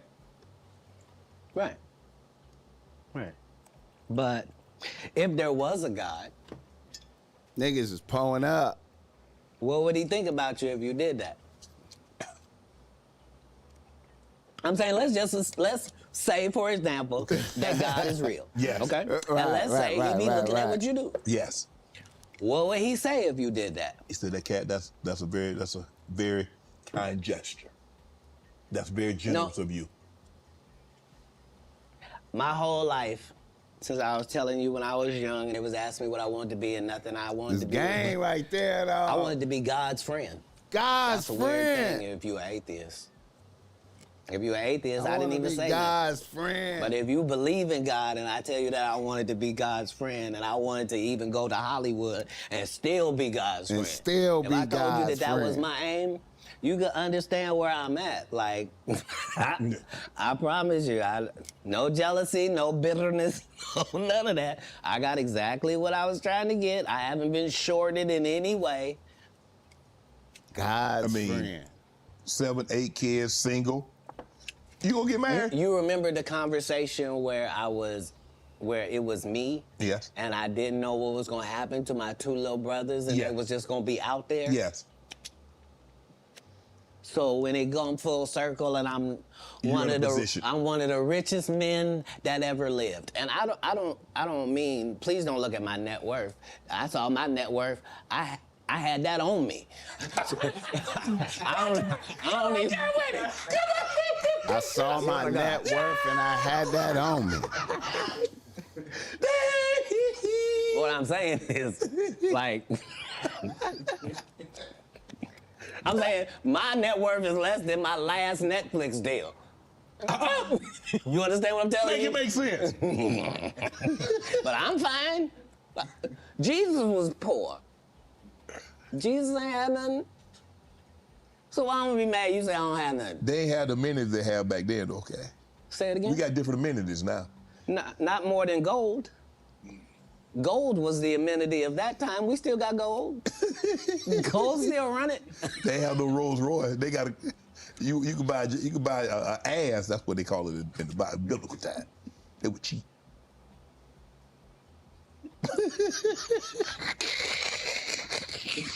I'm saying if you really want to say, I'm saying a Cullinan is cheap. So back in the day, I would get my girl a donkey. Today we get her a Cullinan. But I'm saying whoever, whatever it is, I'm saying we. I'm saying because what we gonna do? I done already told you I'm one of the richest people that ever lived. Yes. Only in the fact that when I wake up in the morning, no matter where I am, I don't need nothing. Whatever I need is right around me, and whatever I don't have, it's only just because I don't have it. And what else do you need, though? What else do you need? Get the likes up for the Bossmack tapping in, man. Tapping in with the peoples, man. I'm tapping in with the peoples. Hit the like button, man. Give me the 50 likes right quick, though. Man, shout out to Katt Williams. Beautiful performance. 2 hours and 46 minutes of effortless fire, heat, changing reality. It's not because I can't get it. All I gotta do is want it, and it belongs to me. So because of that, because I'm favored by God, like when I see Favored by wives and stuff, God. I don't even look at them. You know what I mean? Like I don't want to look at nothing I don't want to have, because When I see people's wives, I don't look at them. You understand me? When I see people's wives, I don't look at them. You understand me? Because God don't like it. Because God don't like it. That's game right there, bro. Like that's upper levels of game. If you just use that game right there, you know, you eliminate a lot of complications of life. Just that piece of game right there. I know how blessed I am. If I look at it, I got it. Yeah. That's how Diddy be feeling. Now, come on, man. Come on now. So you're not supposed to look at anything that you don't want. Not me personally, just because God has given me literally everything I ever even pump faked like I want. And that's the whole thing. That's the whole thing. Don't fuck up your blessings with the Most High God. Leave married bitches alone, bro. Leave married bitches alone. That's some secret game, man. A lot of niggas can't tap into that game right there. A lot of niggas think that what I said right there, a lot of niggas take that as sucker talk right there. There's a certain amount of niggas that take that as sucker talk. Leaving married bitches alone. Fuck whatever the story is, whatever the bitch story is. The bitch be like, he did this, he did that, we whatever it is, bitch. No. Leave married bitches alone. Why? Because if shit is going good for you, man, we gotta be vigilant. I know niggas don't believe in what they can't see. I know niggas don't believe in what they cannot see. You feel me? Even though niggas could cut on shit with remote controls and, you know, radio signals and all kind of invisible shit, you know, niggas don't believe what they can't see. And I say all that to say, leave married bitches alone. Thing is, I don't have a type of woman. Every woman that I ever had as a type, I ended up getting her. Now she's not the type anymore. Now I understand that every woman is a one of one. Like, you can't really have types. Gang right there. Every bitch is a one of one. Every bitch is beautiful in her own way, some type of way, nigga. So saith the Bossmack, top soil. You feel me? Mm-hmm. What? Cause see how you tried to ask me something about marriage, but then I ain't say nothing about no marriage. Yeah, Cat. you did. When you rewind the tape, you let it out. You was like, so you ever gonna get married? And then you took it back. It's okay. It's okay. I was known as the photographic memory. Are you?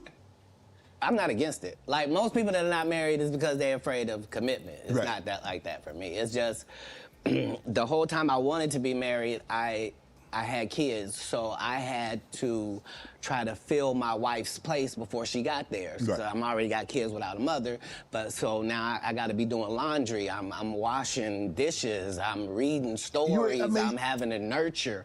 I'm having to do all of this, and I got to the point where I didn't need the wife. I'm doing it, and we're doing it, and I'm not replacing a woman. You shut up. How you gonna be married to me? My kids don't know you. Answer me that. So do you have a problem? Do you have a problem bringing women around your kids? No, not then or now. I've always lived with several women. Like, I'm known for Several? that. Yeah. Like more than one? I've already told you that I prefer the company of women to Yeah. the company of men. So I concur with that. I prefer the company of women, of bitches. I prefer the company of bitches. I told you that me and a couple dudes on my staff sometimes have to cohabitate. Nobody finds a problem with that. Yeah, so it's me and 3 ladies cohabitating because that's how the business gets done. Like, I don't want a chef that scratches his nut. I can't do that, though. They got to live in separate locations. They can't all live in the same house with me, though. That's why it cooks. I don't... no disrespect to these guys that go around with these large male-only groupings, but that's not my episode of Entourage. Male grouping. Man, you were approached by Shout out 7 to gunmen. that. You were robbed, shot in the thigh. You heard what he said? He denounced you niggas out there to move around in large groups of males. Say it again? You were robbed once, correct? No, I never been. You didn't get robbed. You didn't get approached by gunmen trying to get robbed. They didn't take anything. I wasn't even The target. I wasn't even who they were talking to. And not because I say that, because if you look at what time period it is, I'm not even making $5,000 a year. So robbing me wasn't the answer. This is before Oklahoma. You talking about a terrible condition. They'd have been disappointed thinking they'd get something off of you, huh? That's how I built my reputation. It's also how I ended up in jail 19 times. Because when I come to do a show, I'm really in your city. So whatever the strip club is, I'm there. Whatever the top bar is, I was there drinking. You had a casino, I was at it. Like, what was it? I'm living. I'm in your city. Right. This is how I'm learning your city so that when I do my show, I can be talking about what I know, not what I think, right? And so that was what I did at every city that I went to. The first 15 minutes of my show is what it's like to be here. You see what I'm saying? And so That's game right there. That's game. That's game. I'm actually out here. I'm really in the environment. I'm talking to motherfuckers. I'm tapped in. That's what art is all about, doing this shit, man. We gotta reflect the people, man. We gotta be doing what the people want to be done. was always a part of what kept my legend going to the point where I can still be in these arenas without you ever seeing a poster with my picture on it, without you ever seeing a flyer, without you ever seeing a post that goes, hey, it's Katt. Could y'all make sure y'all come out and come see me? Because I'm going to be in. Would you please come on out, guys? And I really am. Because we have a different respect. I know I'm coming. They know I'm coming. I know they gonna be there, and they know I'm gonna do the best job I can possibly do, and they know beyond a shadow of a doubt. That's all we trying to do. The best possible job we could do. We do the best we could do. Man, That's all. That's what the Bossmack is on, man. See this, man. Katt Williams, #1 comedian. Whatever hour he was doing when we last saw him, he won't be doing that hour when we see him this time. It's a whole new conversation.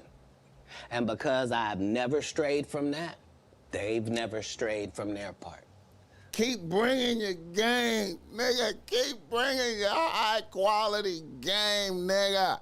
I'ma keep bringing it. See, I fuck with this nigga right here. See, he know the truth, man. I just gotta keep delivering the saga to the people. I'm looking at some of the actors that you've been on screen with: Cube, Tracy Morgan, Regina Hall, Terrence Howard. There's Nick Cannon. I mean Tiffany. I mean, bro, who brings out the best in Katt Williams? How does someone get the best out of Katt Williams? Do you need a comedian? Do you need a serious actor? This came out. How do we get the absolute best out of Katt Williams on screen? This came out on the 3rd. Today is the 5th. This is at 17 million views. Classic. Changed reality already. Well, I would be disingenuous if I didn't remind us that that's never anybody's goal. It's never anybody's goal to create a great situation for me to do a good job. Why? In a script. The way it works is the script is already there. This is a character in the script. If they give me the job, I make it my job that this character here has to be as big as this whole project. So if you don't even see the movie School Dance, I want you to remember, whose goddamn white baby is this? And the only way that I can guarantee that you will remember my scene if you didn't remember a whole movie is if I make sure that my scenes are that good, because that's what I watched. I watched great actors. You never saw De Niro, you never saw Pesci, you never saw any of these dudes in something and you was like, nah, I don't really believe it. You sure you're the Great Gatsby? Like, no, like you believe that this dude, Daniel, is a hobbit. That's part of the Lord of the Rings. Right. You see what I'm saying? I do. And so it's having a respect for the craft that I'm doing. That means I'm trying to do the best job possible. What was it like working with Spike Lee doing Priceless? Spike Lee is everything that you said I was in my intro. Jay He's Fresh. just really an innovator and a groundbreaking, one-of-a-kind dynamo. And I knew that they were, like, they tried to sabotage me even then. Like, as soon as I said I wanted to get Spike Lee to direct it, because that was the biggest thing I could do. And what was that experience like? I've known Nick Cannon since he was a teenager. He had to have his, yeah, they love fooling the people. What's your relationship like with Suge Knight? You still close with Suge? Have you spoken to him? Have you talked to him recently? I wonder if Suge gonna speak on this. Suge gonna speak on this. Yeah, he's Man, when you a friend, you a friend for life with Katt Williams. Yeah, because the people that come to me are trying Give to me the 50 better their likes, life. y'all. They're not trying to continue doing what they have been doing. Okay. So when somebody comes to me, male or female, it is in the auspices that this is what I did, this is what I used to do, this ain't what I want to do no more, and I want to do something else, and I'd like it to go a different way. Okay. That's what I offer. Yeah. So if you come to me under those auspices, then my loyalty is lifelong. Why would it not be? Tory Lanez and Meg. What was your take on that? Because I know you got to take on everything. I know It's a difficult position because somebody's not going to tell the truth. And the truth has got to be told. In all circumstances, the truth has got to be told. So if you don't want to say she shot her, then you shot her. And that's the end of that. It's a cold game. You said have you ever spent time in jail? 30 times. When you was in there, what was going through your mind, Katt? What did I mean? Some people like, man, I had an opportunity to reflect, and I was like, man, this ain't the place for me. I ain't coming back here. When you're in, so what? I've never been in jail, and it was my decision to be there.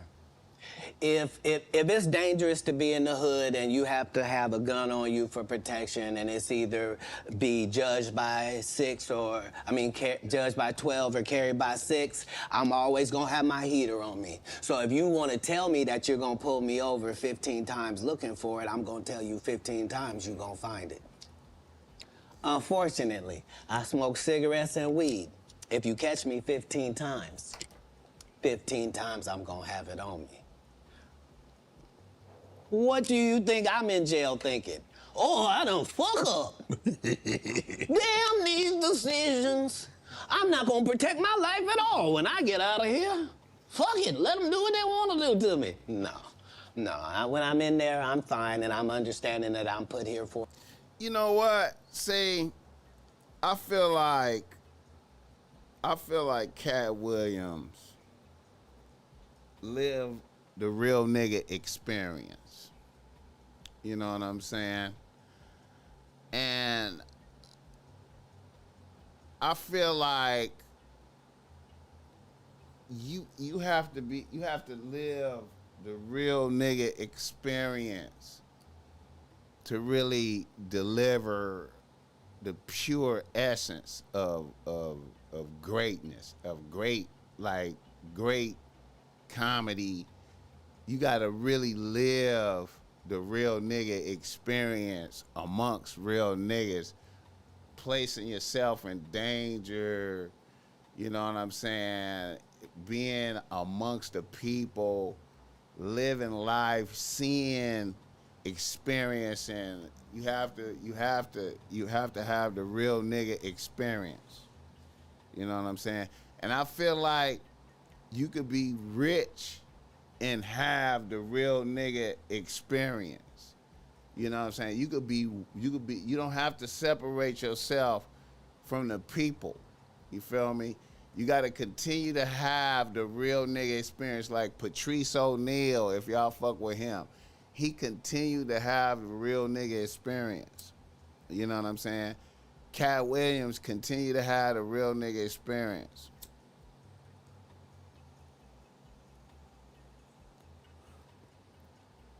You have to live life and interact with bitches, and you can tell that Katt Williams live his life with game.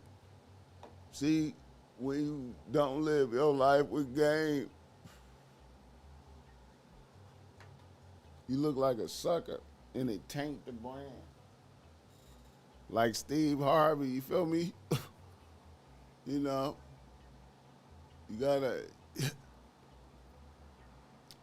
live life with game.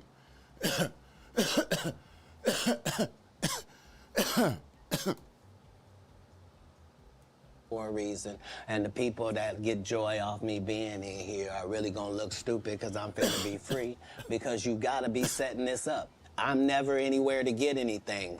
You don't know I just made $300,000 in your city. That's why you think I might be out here as a ne'er-do-well. You think he's smoking weed. Yeah, he's got a medical license for it. He needs it. It's his only medication. Do you mind if he takes it? It helps him eat. Because he does 100 city tours, flying across the line. And so he doesn't get hungry on the regular. He doesn't get sleepy at night. He's got to literally put himself to sleep. He's literally got to make himself eat. So this marijuana helps him do both of those things. Marijuana help you sleep? Oh, yeah. Facts, though. Because remember, as a comedian, what you're doing is against your natural timeline. Your natural timeline wouldn't be that you would start your workday at 8:00 p.m. Right. And then your workday is over at 2:30 a.m. Like, that's a weird... Yes. Right? So to tell your body now that we're pumped up on endorphins, now let's go to sleep at 3. It don't work like that. Your body has to try to get a whole new schedule. So, you know, it suffered, but that's what worked for me. I consistently used it. I told people all across the country, don't worry, this will be legal in our country.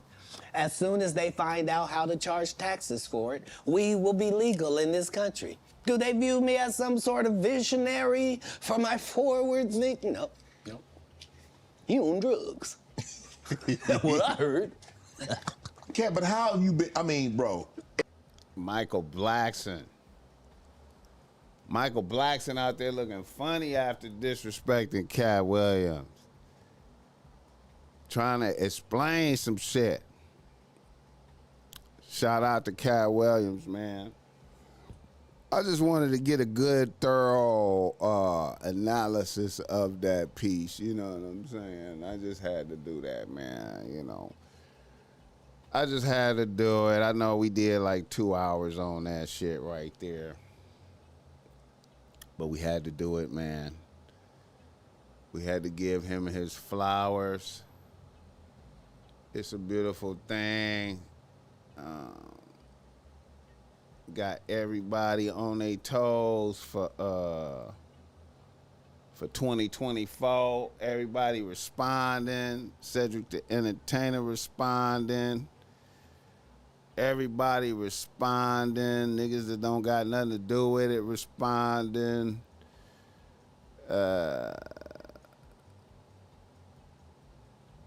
Joe Rogan responding. This nigga right here, man. See, I feel like this nigga right here, man. Let me pull this up. This nigga Faison right here, man. It's all mouth and no product. See, to me, Where's the successful movies? Faison Where's is the too successful TV show? Faison too fat, bro. He did the stand-up, okay. He did 19 of those. He sound like a You know? hater. He unhealthy. So Faison unhealthy. where's he great at? Greatness is consistent.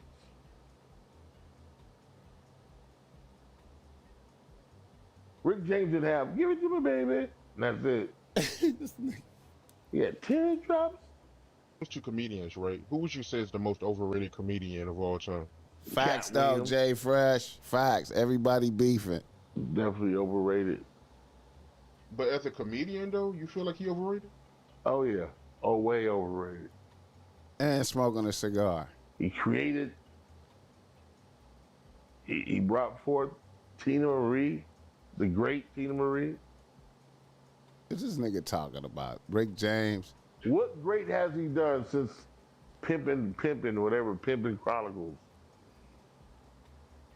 That stand-up is just one part of the and he got stand-up, TV, movies.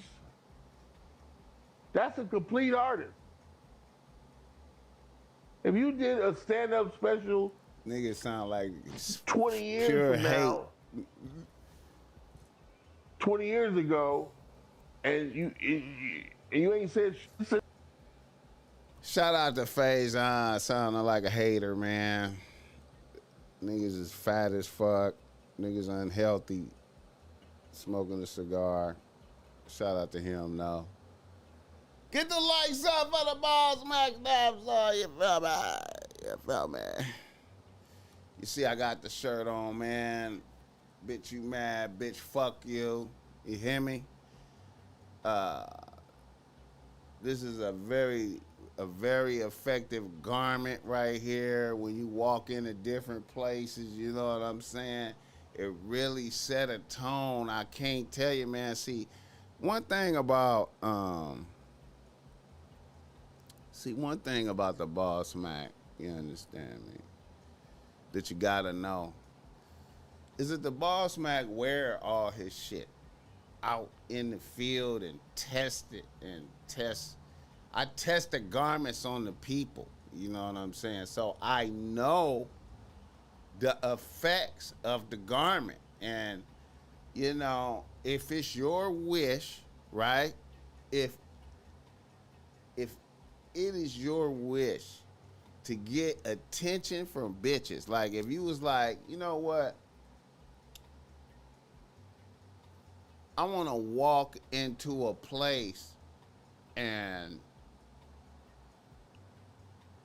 I want to make bitches think for real. Like, you want to make bitches think for real? You put one of these shirts on right here. This shirt or this shirt, you feel me?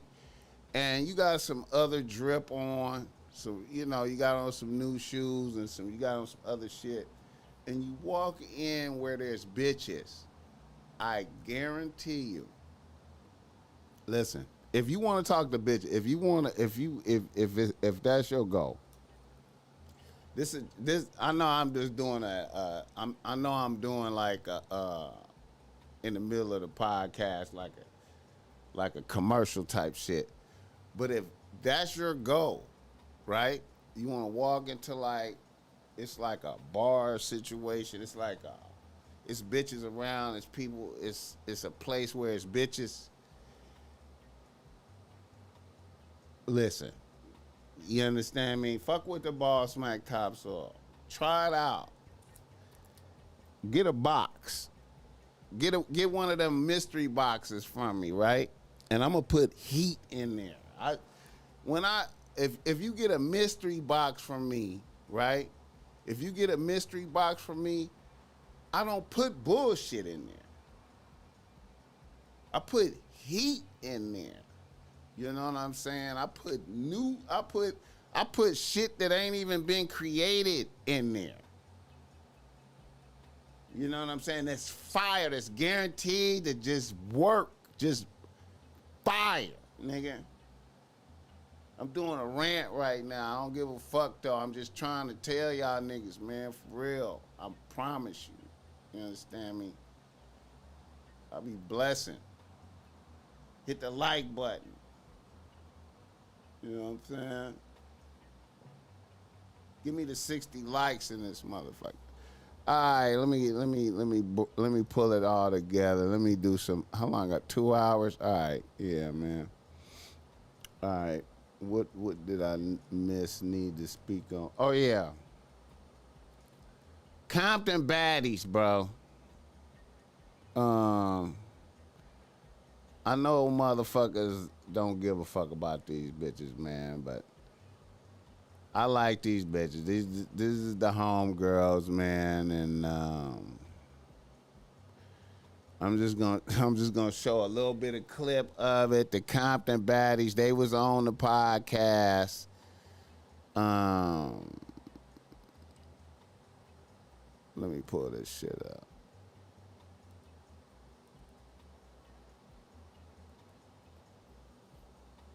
I hope it ain't no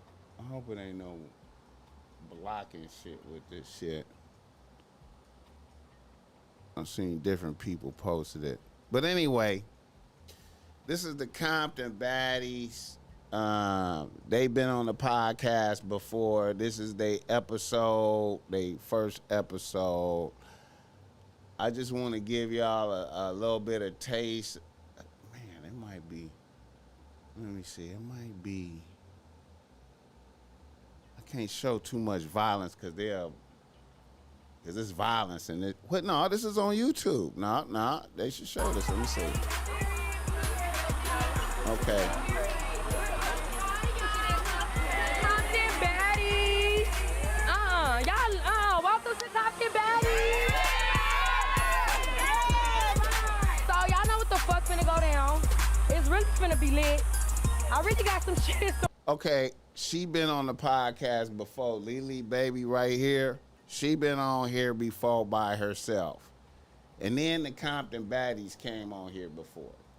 For y'all, it's really finna be challenges. We really outside. We really booked. It's really that. I can't even cap. And I know, it's 90 y'all. So we missed. So who I'ma replay?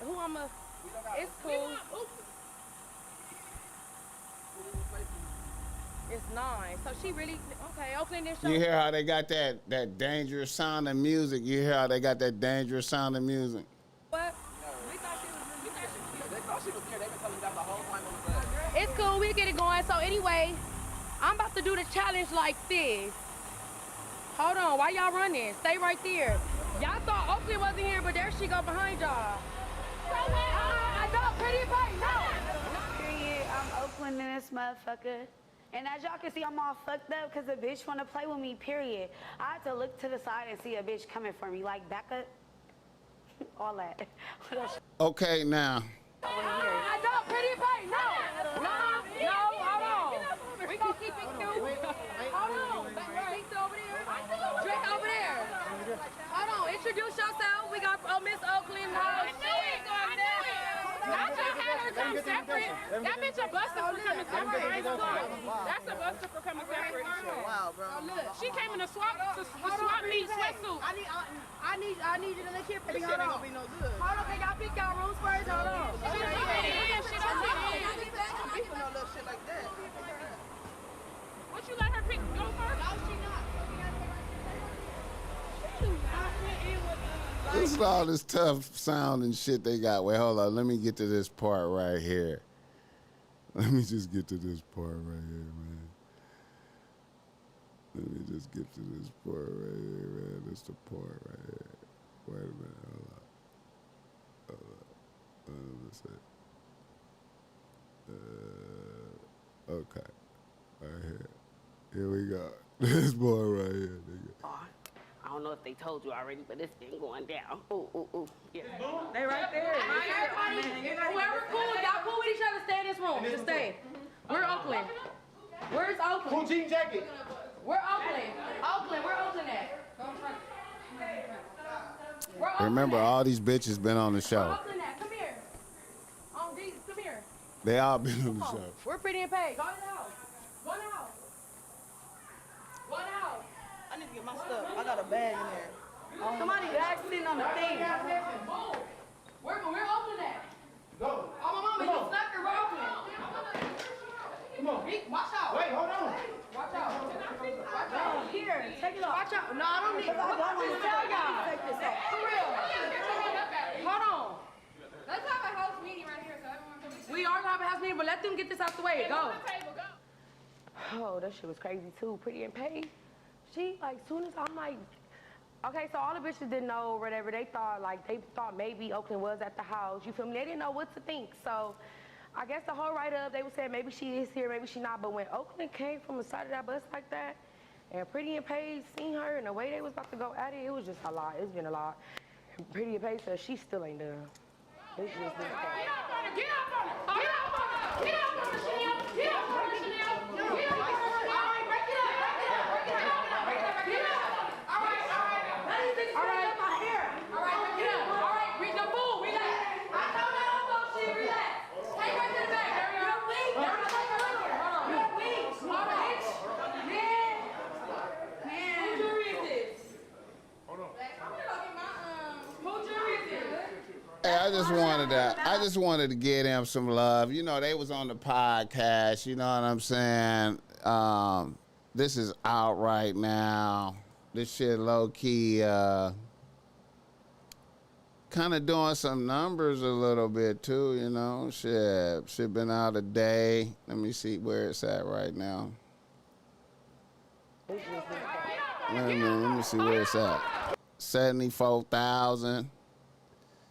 One day ago and shit. Lily Baby page, you know what I'm saying? She got like 5,000 subscribers. And it's doing them numbers and shit. You know, they was on the podcast before, you know, all these little bitches right here, man. Shout out to them. They got momentum. They got momentum right now. They got momentum. I don't know, man. Shit, wow. Yeah, she small as fuck, man. She small as fuck, man. Oh, girl. She small as fuck. Wait a minute, let me see right quick. That was like, that shit was a long time ago. That was like a classic moment. That was kind of like a little low-key moment on the pod when she came through. And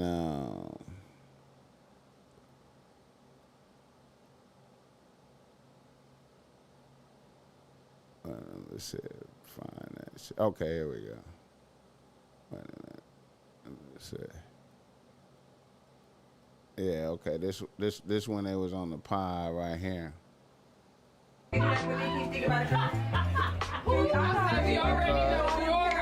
Oh. Wait a minute. Let me pull that shit up. Hold up.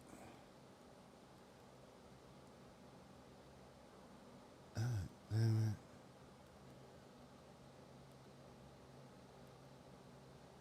Oh man, shit, that man.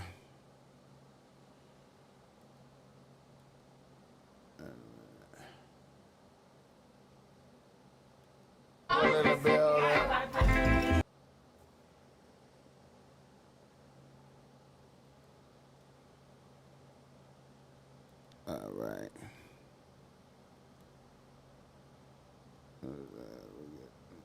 We ain't getting no.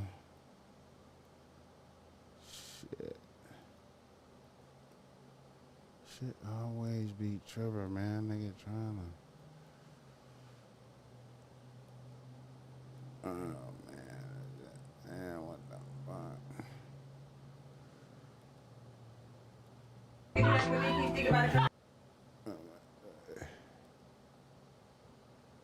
God damn it.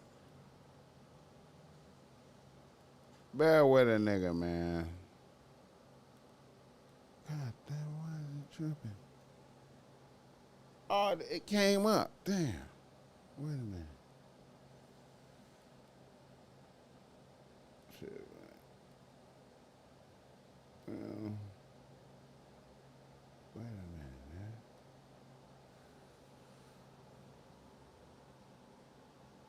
Damn, I can't get that shit up there, bro.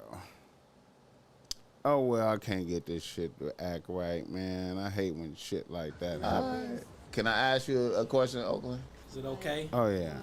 Did he ask you a question? Don't attack me. I'm not attacked. I don't know. What's that attack, Oakland. man? Like, All right. okay, how do you generate revenue to feed yourself? I'm asking. What's the number one? You don't have to incriminate yourself. I'm just... Everything, okay. Did you ask me what I do in other words? Yeah, She has an eyelash business. Okay, that's what I'm talking about. Go. Let's go. There we go. Let's go. There we go. Let me talk my piece. There we go. Let's talk about them eyelashes. Do y'all need to rewind that whole piece back? Because I asked him that question. I wanted to know next. Because I do everything. I keep saying that. I just feel like you over there in my business. I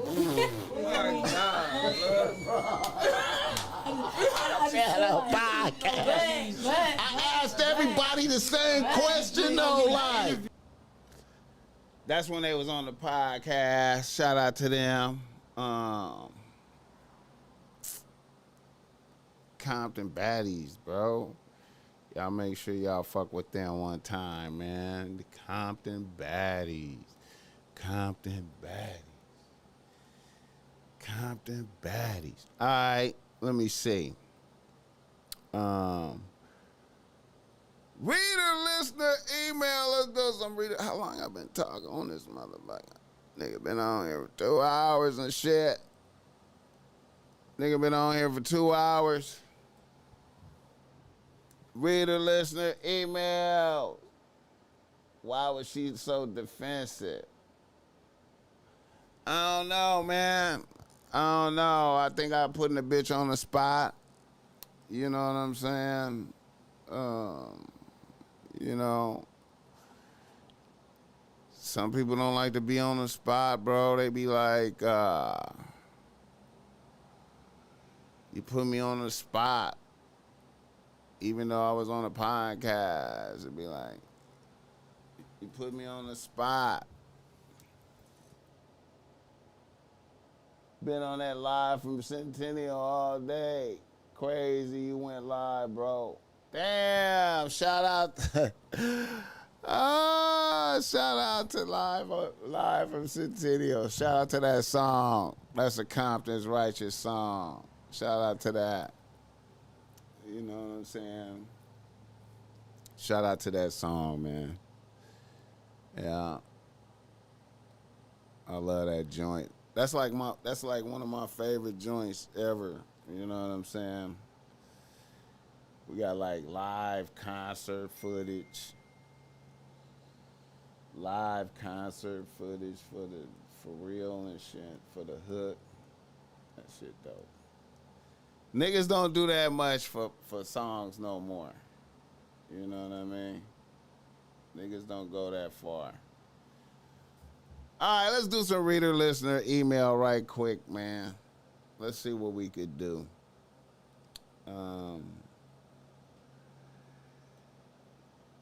Let me bring back up my background mood music and shit. Let me tell you something.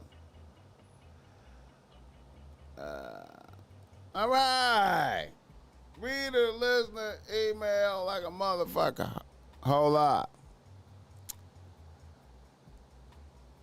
A nigga from Ontario, California writes to Bossmack. He say, Bossmack,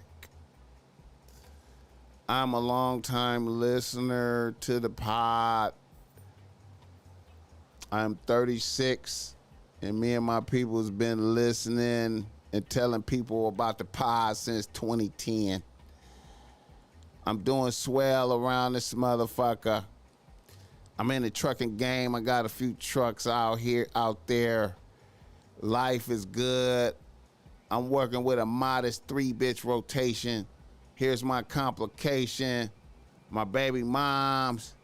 Me and my baby moms was together for 4 years. We was living together and all. Then a nigga she used to fuck with before I met her came home from the feds unexpectedly. The nigga was supposed to be washed up, but he ended up getting released on some Houdini shit. My baby mom started creeping around with old boy, then ended up dismissing me for old boy. I accepted that shit and moved out, copped a new spot, built my team of bitches. About 8 months after that, old boy 8 months after old boy beat that and was back out here on the streets, he got popped for something else and had to go back to prison. About 2 months after he was gone, my baby mom started begging me back heavily. Also, I like to note that a bitch is doing bad. She don't have the same spot we used to live in anymore. She's in an apartment in a lower income area and she drives a bucket. She's desperate for her spot back and been pressing me for more money to improve her quality of life. You already know my daughter could come home with me. Would you let a bitch come back under these circumstances? Okay. I hope you guys understood that and heard that. I am not a parent like that. You feel me? So, you know, you have to make sure that daughter is good, and if daughter is good and living conditions is good, and everybody could get from, baby moms can get from point A to point B and work and everything is she got clean water, her food, house, and you got a room for her at your, I mean, come on, man. Yeah, I mean, as long as they got a base level, you know. Now, would I forgive a bitch? Would I forgive a bitch for dismissing me? For dismissing me when a greater nigga came home from the feds? Would I let her back? You know what? I'm gonna tell you, man. You know, the way I would see it is, you know,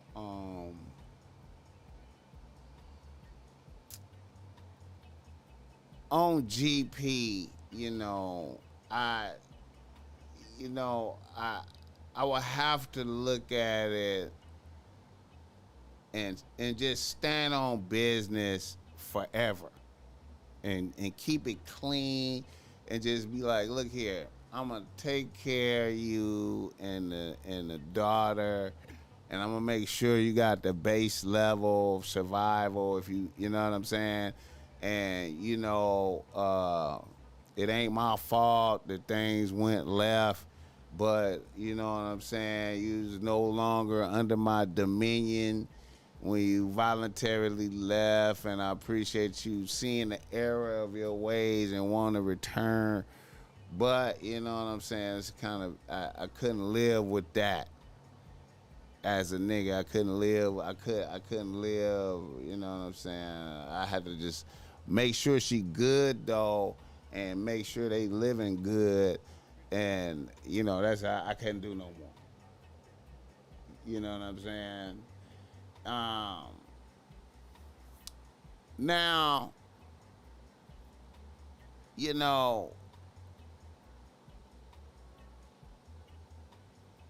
I feel you on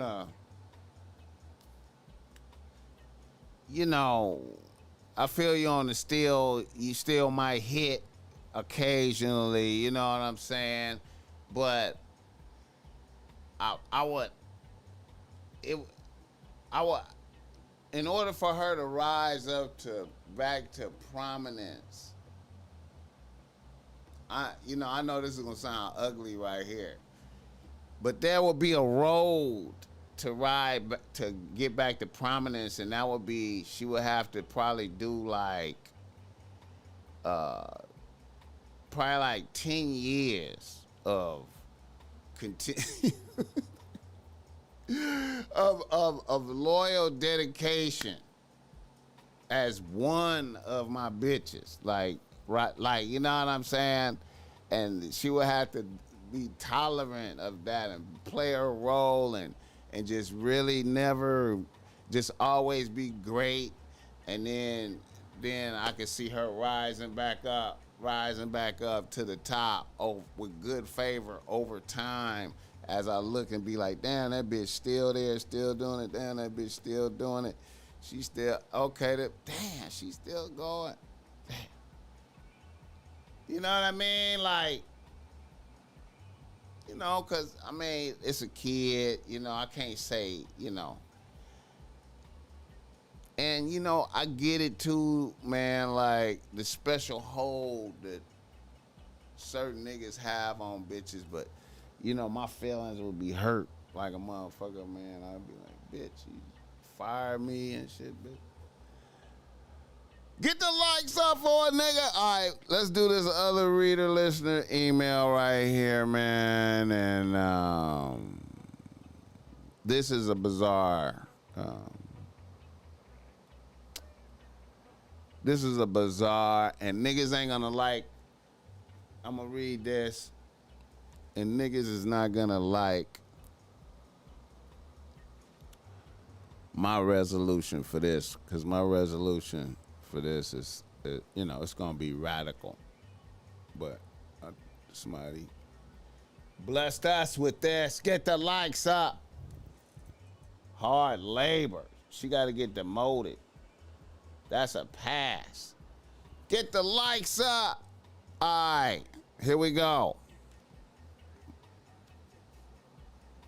Observe. Observe. Observe. All right. A nigga from Los Angeles writes the Bossmack. He say, Bossmack, I'm a 39-year-old nigga getting to it as a casual longshoreman. I'm a nigga with one bitch on the team. I have an older bad bitch, 42 years old. I let her move in with me after her apartment building burned down tragically. The bitch has been living with me for 6 months. Things were solid. A bitch kind of made the crib vibrant. About 4 months in, a bitch could her adult daughter, who is 21, move in and rent a room. Rent a room I have for a few months. I would like to mention I have a 3-bedroom house with a converted garage for the man cave. I was leery. I let the bitch move in. So now it's 2 bad bitches around the crib. 2 weeks ago, I was at the crib and my bitch was gone getting her hair done. I was hitting the bong in the man cave and her daughter came back there with a t-shirt and Crocs on only. She wanted to smoke. Her nipples was popping through the shirt. I tried not to see that shit. She started talking reckless. I told her she needed to relax. She asked, was I scared? Then a bitch grabbed my dick and asked why I was hard. Next thing you know, I was nutting in her face, wondering how we got there. Her daughter pledges to take it to the grave, and nothing has happened since. What is your take on this situation? All right. You heard the fantastic story of fucking with moms and then letting the daughter move in and letting the daughter suck his dick. Okay. Seems like a win for everybody. Seems like a win for everybody. It seems like a win for everybody, right? The way I see it is, hey man, you know,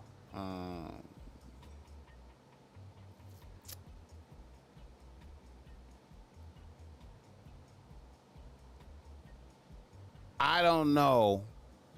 Okay. If bitches is bringing in money to the house, right? That's good. If bitches is living for free, you know what I'm saying? That's not good. You know what I'm talking about? And also the possible volatility in that event.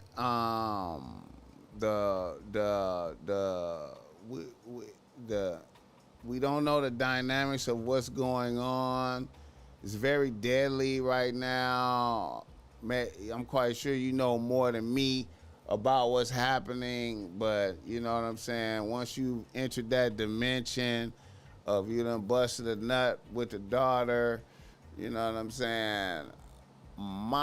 You know what? To keep it 100 as the Bossmack topsoil, hey man, you know, I hate to sound square right here. I hate to sound square. But, you know what I'm saying, I would, you know, I would probably be looking for all the bitches to move. You know what I'm saying? I would be looking for all the bitches to move and try to remove that from the house. You know what I'm saying? Not saying stopping on the parlaying, you know what I'm saying? But it's in the house and it's very dangerous.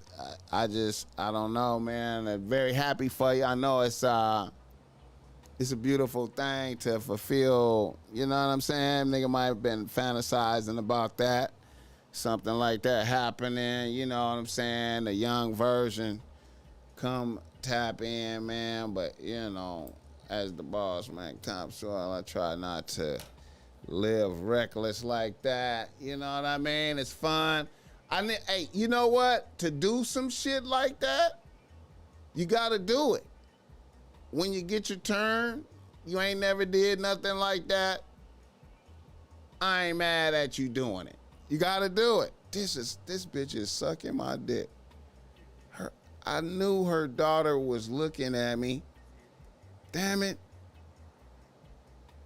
Both of these bitches is bad, but the daughter is 21. No.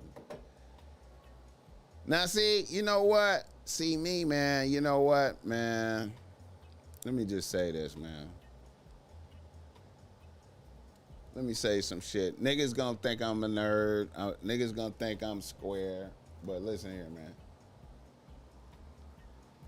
21. I mean, you got your dick sucked. You know. I imagine you wanna, you know, get a couple sessions in, or you probably already did. I get it, you know. But I'm just not. I could not just have that living with me. You know what I'm saying? Like, it's too. You know.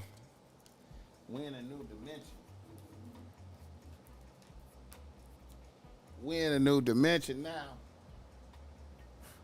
Get the lights up for a nigga. Get the lights up for the Bossmack Top Sword. We're in a new dimension now, bro.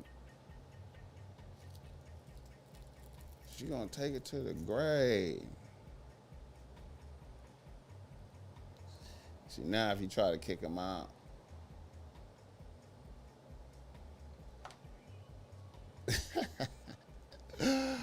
Oh, wow, bro. It's wild out here, man. You know what I'm saying? You gotta be careful, man. It seems like it's you see it's you know, it's the surface is a win because you know it's like I got my dick sucked, you know, they both, it's two bitches living here, you know, I'm chilling. I got my dick sucked, it's two bitches living here, nigga. This is nigga. I'm winning. You feel me?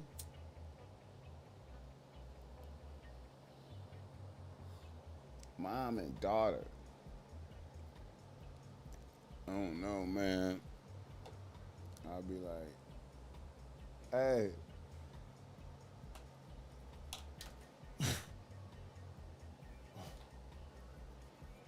I'm gonna have to take care of my moms, you know what I'm saying? My mom's is about to move in with me because she getting sick, so y'all gonna have to move. You know what I'm saying? And like, I'm gonna give y'all 2 months and shit. You know, I ain't trying to be shitty or nothing, like, you know what I'm saying? But my mom's got, you know, she got some, pick a disease, you know what I'm saying? I got it. She gonna move in, man. I gotta put her bed in the living room. You know what I'm saying? You know, y'all gonna have to. You feel me? Get the likes up for the Bossmack. Now I'm going, nigga. Woo. Shit.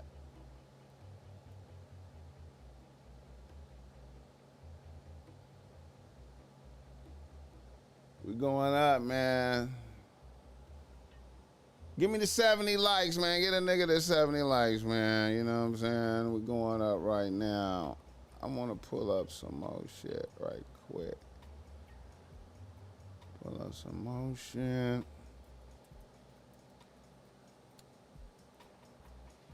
Damn. I be feeling like, I don't know why, man. I be feeling like I can get a motherfucker to pull up like some huge motherfuckers, like, you know what I'm saying? I just feel like I could do it. I don't know why, man. I want to say shout out to my favorite. Let me just do this right quick, man. See, on everything, man. There's, you know, shout out Bernice Burgos, man. My favorite gift, man. You know, See, that's what the Bossmack is on right here, man. Even though I don't like BBL, I'm not a BBL nigga. I fuck with her. I don't know what this bitch doing, but this bitch doing something, man. You know what I'm talking about? Shout out to that bitch. How long I been? 2 hours and 30 minutes. All right, let me see. I think that's about it. I think I'm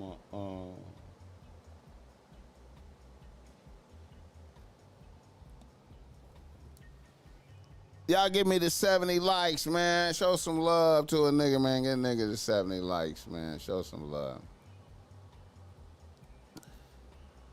Show some love. All right, let me look through some shit right quick and see if I could tap into a couple more things before I get up over here and go do a restaurant of the week. Buy my mixtape. Hey, blessings, man. Hey, man, I'm glad you appreciate it, man.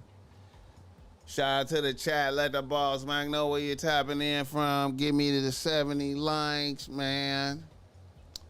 Give me the 70 likes. Let me see. I saw some sucker shit. I saw some sucker shit.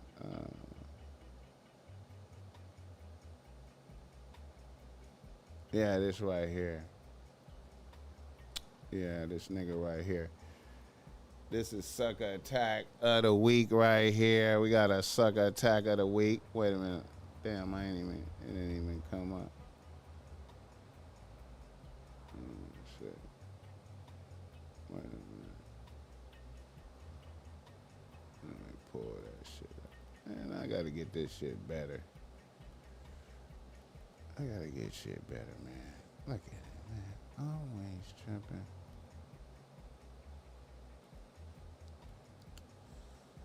All right. There you go. Okay. All right. This nigga right here. Man pretending to be delivery driver fatally shoots ex's boyfriend in front of apartment leasing building. Throwing your life away for a bitch. Throwing your life away for a bitch. A tragic incident unfolded on Wednesday at the Harlow Apartments in Cobb County, where a woman's former boyfriend, disguised as a delivery driver, allegedly shot and killed her new partner, reports WSB TV Atlanta. The victim, identified as 40-year-old Kenneth Cunningham, was found lifeless outside the leasing office, having sustained multiple gunshot wounds. According to witnesses, Cunningham had visited the office concerning a package. However, the suspected shooter, Donovan Carter, arrived at the apartment complex dressed as a delivery driver, using this disguise to lure Cunningham away from his residence. When Cunningham went to inquire about the package, he was informed by the staff that no such package was available for him.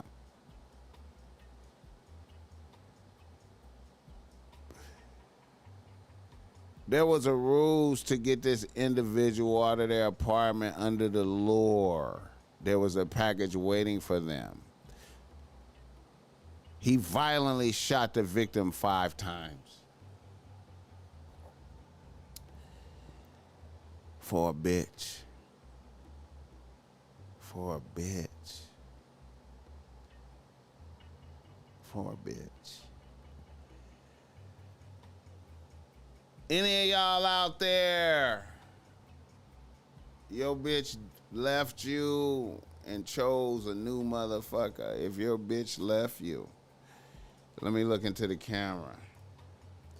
If your bitch left you and chose a new motherfucker, listen to the sound of the Bossmack Topsoil's voice. Rejoice and be happy. Rejoice and chew and get and holler at a different bitch, holler at a new bitch. Get you some new clothes, get a new outfit, go jogging, go jog 5 miles, get you a new outfit, take a bath, get a haircut, and go out and get one of these shirts right here from the Bossmack Topsoil, nigga. Get this shirt and this shirt right here, you understand me? A couple more, and let me tell you, man, put a bucket hat with it like this, dress just like the Bossmack, and pull up on some motherfucking bitches, bro. You understand me? And don't kill no nigga because he took your bitch. You understand me? Don't kill. Do not kill a nigga because he took your bitch. And I know y'all think this is a stupid message, but somebody out there is thinking about killing a nigga behind a bitch that might hear these words. Do not kill a nigga behind a bitch. You understand me? Listen, if a bitch left you and chose another nigga, embrace the pain. Embrace the pain. Hug the pain. Hug the pain. Learn from it. Do not kill. Celebrate. Rejoice. You feel me? And you know what I mean? I'm here for y'all niggas, man. I'm here for y'all niggas, man. We gonna make it. Give me the 70 likes. We gonna make it, nigga. That's what I'm talking about. Let me see if some more shit I might have missed right quick. I've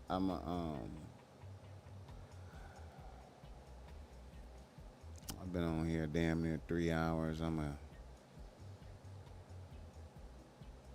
get up out of here in a minute, man. What am I saying now? There's a lot of shit. That's a whole lot of shit, man.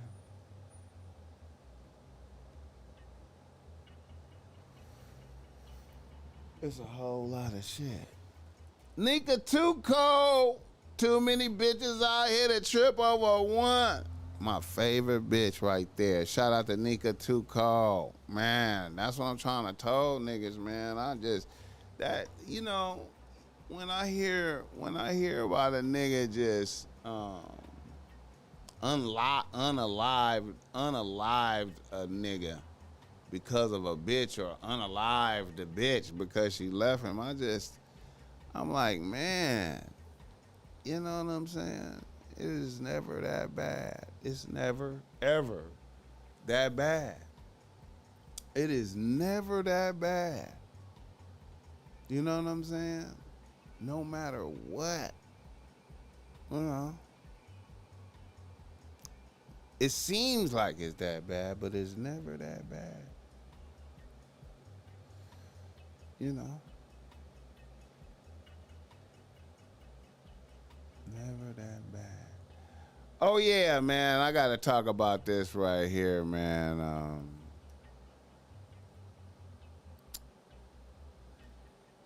You know, this was a classic moment in the world. You know, we gotta really celebrate a nigga, and I wanna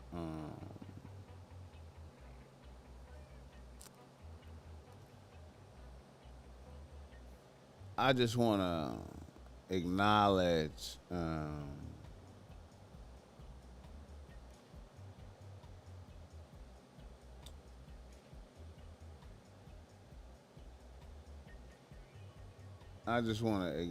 a nigga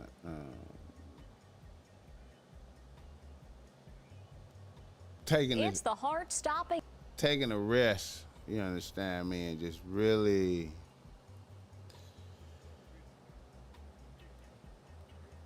doing this shit, man. Like, you know,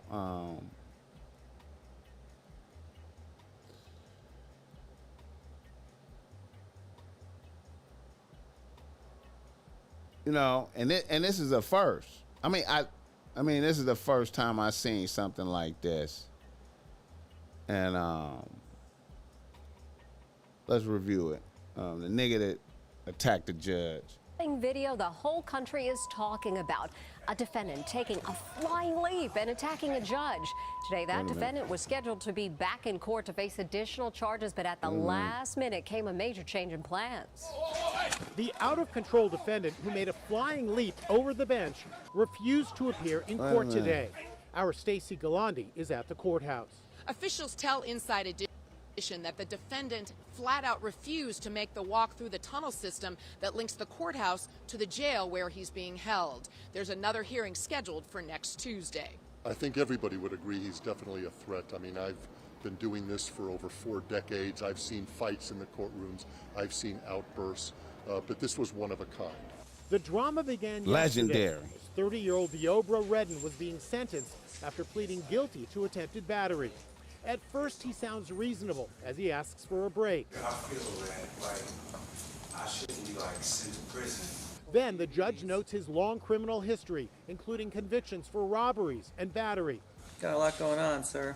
I'm in a better place in my life. The judge isn't buying his plea for probation. But I think it's time that you get a taste of something else because I just can't with that history. That's when chaos erupts. Look at that leap. Redden goes flying right over the bench. Court officers in the Las Vegas courtroom pounce. The judge is somewhere under the bench trying to protect herself from his blows. 4 minutes later, as the court officer nurses a head injury, Judge Mary Kay Holthus reappears, clearly reeling from the attack. Redden's foster mother was in court when he lost it. In an exclusive interview with Inside Edition today, Karen Springer says Redden was off his meds. What he did, no shape, form, or fashion do I condone it. You know, I was just as heartbreaking and shocked as anyone else. But like he told me, he just snapped.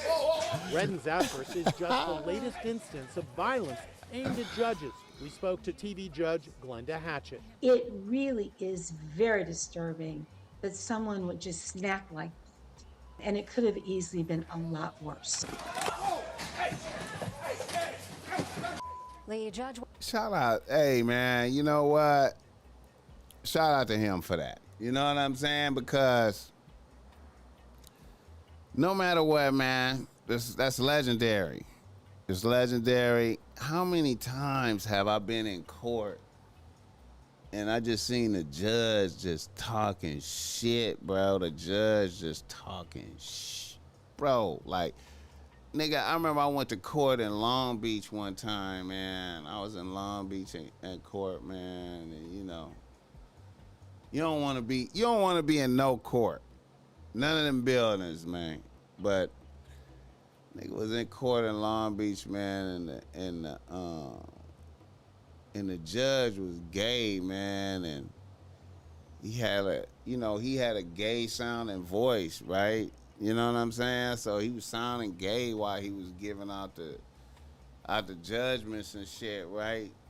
You know what I mean? And it was a nigga in there.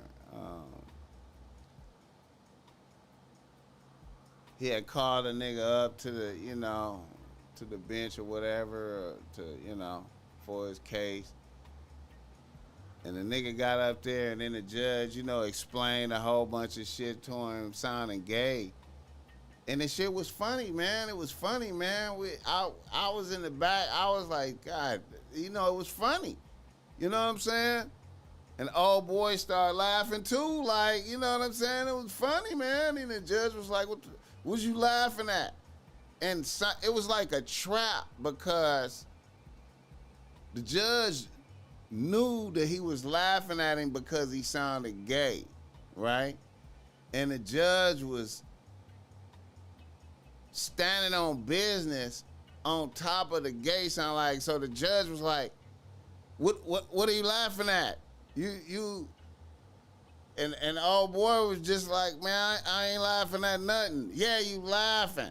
All right, sir. You think it's funny? Instead of whoop-de-whoop amount of time, I'm going to give you whoop-de-whoop amount of time. And he said it gay sound and even more gay sounding. And dudes start laughing again. You know, it was like a trap. It was like, because I was laughing where I was at. I was laughing too. And the judge was like, oh, so you want some more time sounding gay, and gave me more time. I was like, I couldn't believe that shit, bro. That's real, bro. Like, I don't know, man. I done seen judges be ruthless, bro. Get the likes up. Give me the 70 likes. Give me that 70 likes, man. And let the Bossmack know where you're tapping in from, man. You feel me? All right, let me check some more shit. I'm going to try to stay on here to 3 hours and shit.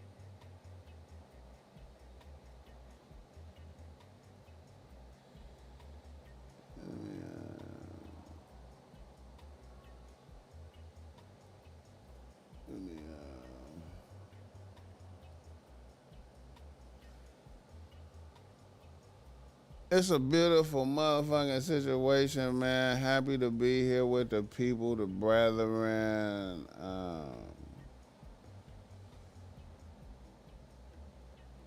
A nigga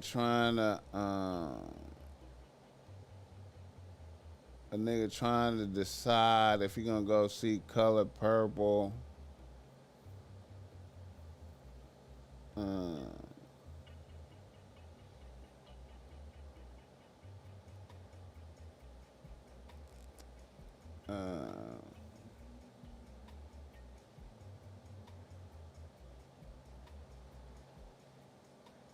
I saw this right here, man.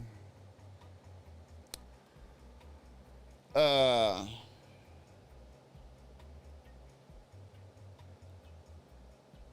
a minute, let me see, pull up some shit.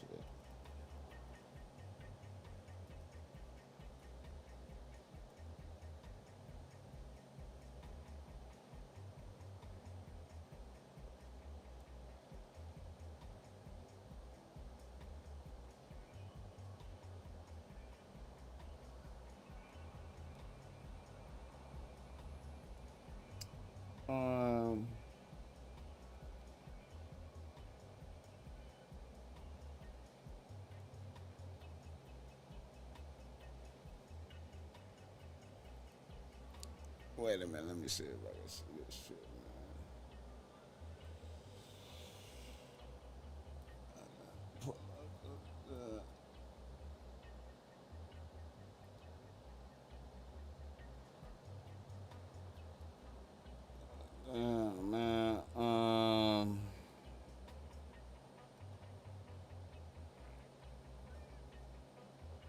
Bear with it, nigga. Hold on. I'm trying to pull up some shit.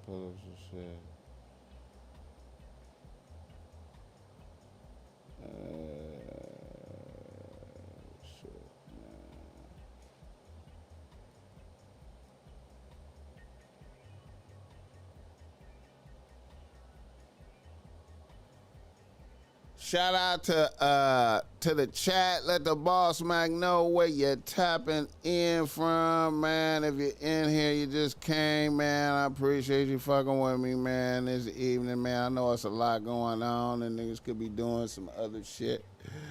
So I appreciate whoever fucking with me, man. For real, though, like, because I know there's some big podcasts is going up right now, and you know what I'm saying?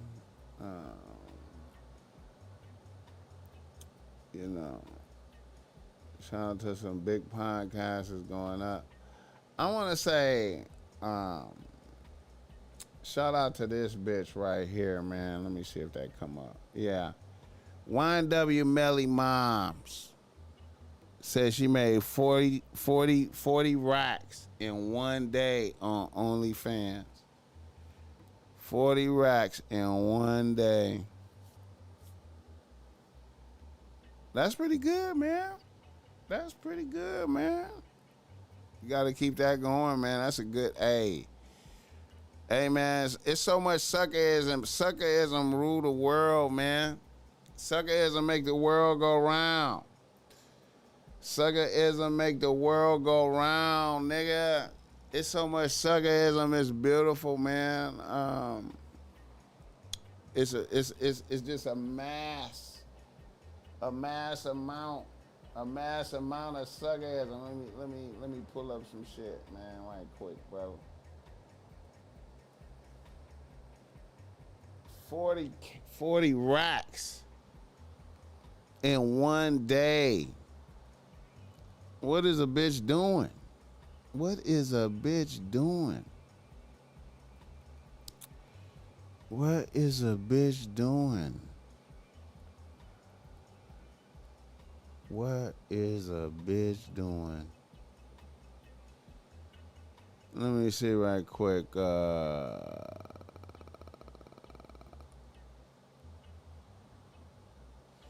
See?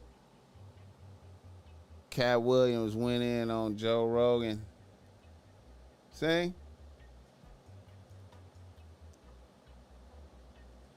Got his invitation to the Joe Rogan podcast. If he pull up there, I know that will be fire. A fire episode. That will be fire. You know what I'm saying? That will be a fire episode. Man. Shout out to that. Let me see. Let me keep it moving.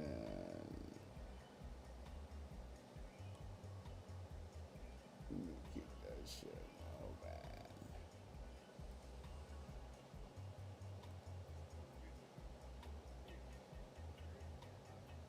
Man, how is your 2024 going, man? Did your 2024 start off popping like how Katt Williams was popping? Your shit started like that?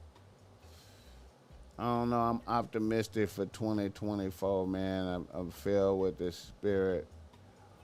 I don't know, man. I'm filled with the spirit of great things happening. I'm filled with the spirit of great things happening. I should take some phone calls and some shit. I should take some calls. You know what I'm talking about? I should take some calls. I gotta get my shit set up right. You know what I'm saying? I gotta get my shit set up right.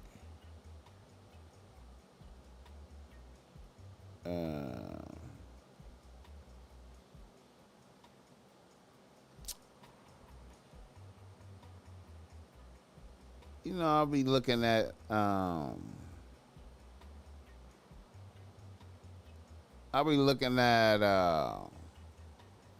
Louisiana Channel and shit. You know what I'm saying? I don't know if y'all ever heard of that. Louisiana Channel. Where we talking about artists and shit, you know?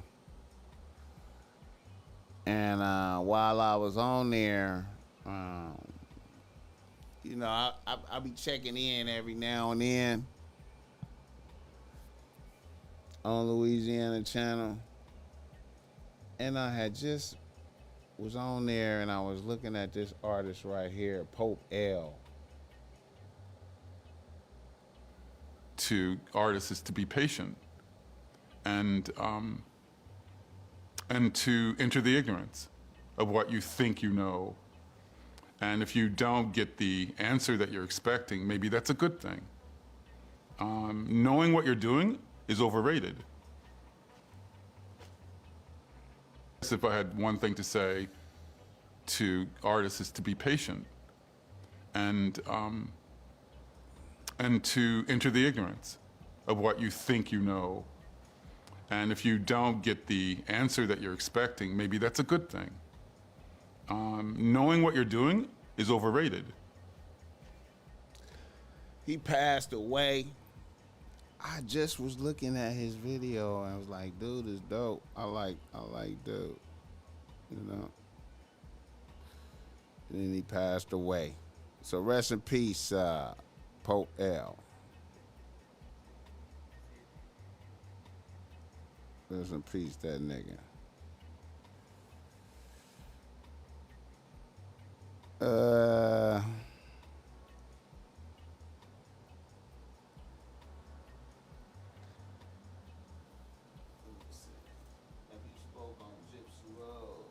Who is Gypsy Rose? I don't know what's up with that. I don't know who that is.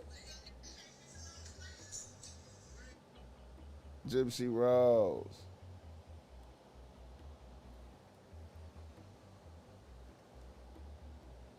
Let me see right quick.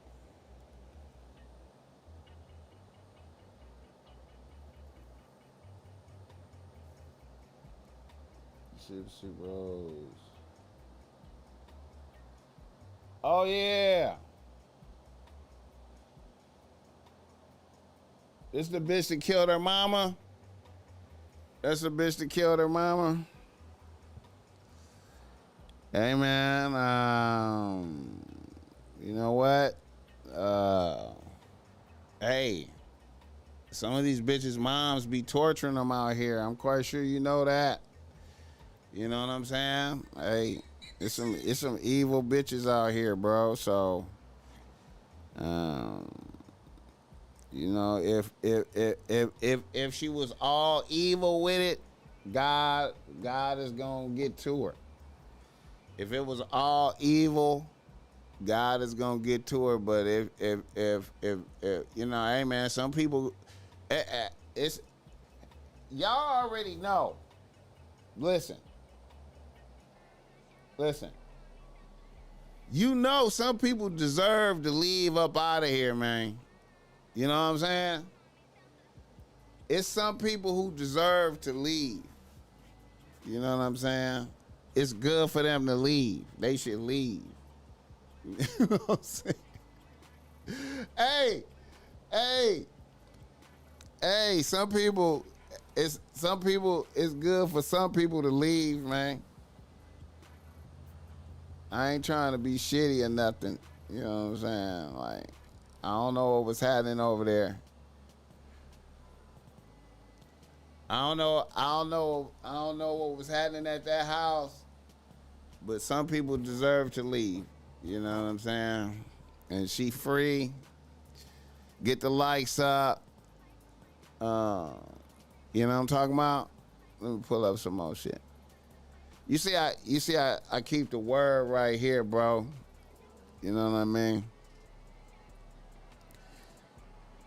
I be needing God to bless the pod. You know what I'm talking about? I be like, man, just bless the pod. You know what I'm saying? Just bless the pod. Bless the pod. Let me see. I'm gonna pull up some more shit right quick.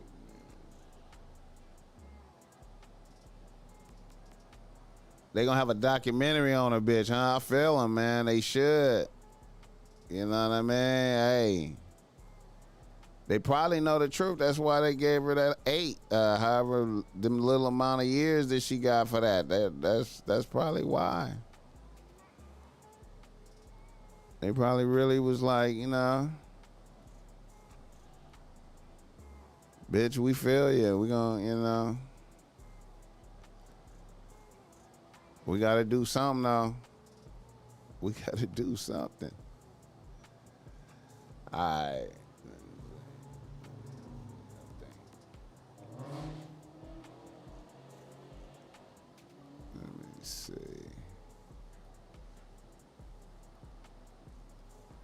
Let me see. Let a nigga say right quick. See, I be looking through all type of shit, man. Just trying to see some shit. You know what I mean?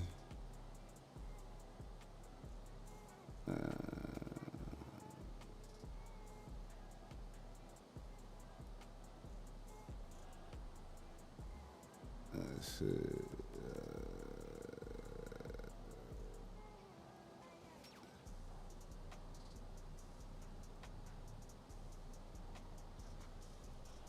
Okay. Is this a bad look for LeBron? Why they on LeBron like this, man? Why niggas on LeBron like this? Is this a bad look for a nigga?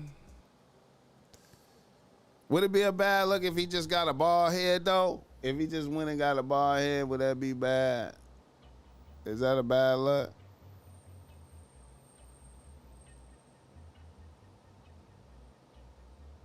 Show love to LeBron, though, man. Niggas got to show some love, man. LeBron. Is that a bad look? Right there. Ain't no bad look. Come on, man. LeBron.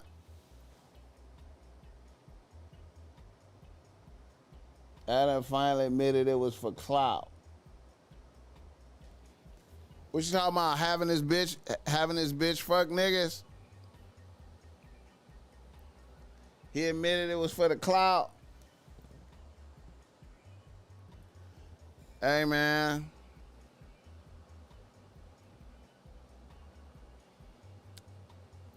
Hey, man. Hey.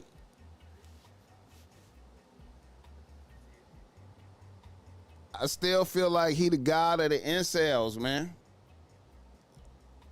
Adam 22 is the god of the incels, man. Adam 22 is the god of the incel. You know what I'm saying?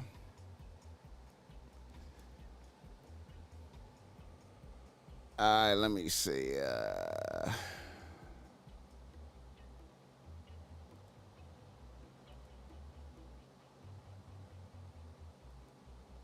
I guess that's about it, man.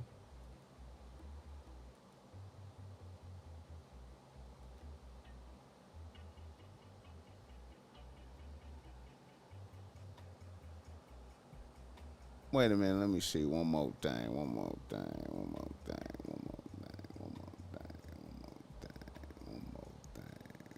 quick. I can't help it, I gotta do one more thing. Let's see.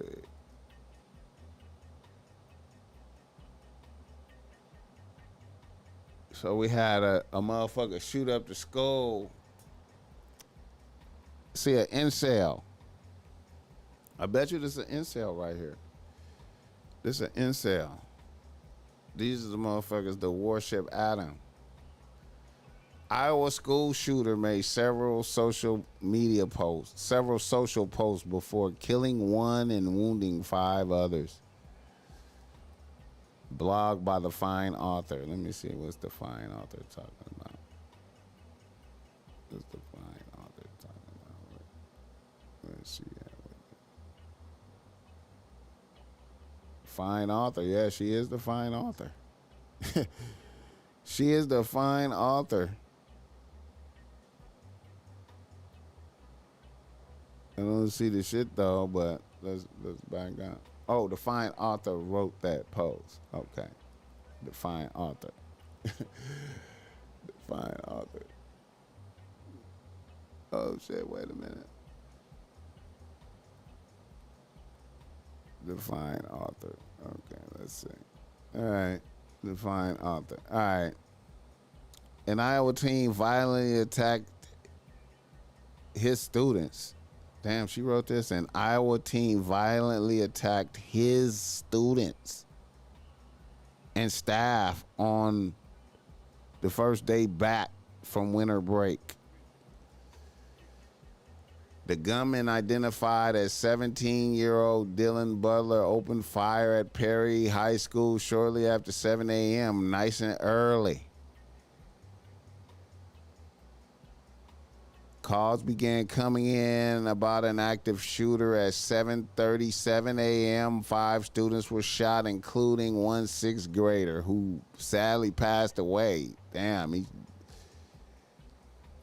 chipped the 6th grader. Jesus. At least one victim is in critical condition. Police responded within minutes. Butler died from a self-inflicted gunshot wound. Okay, so he took himself up out of there.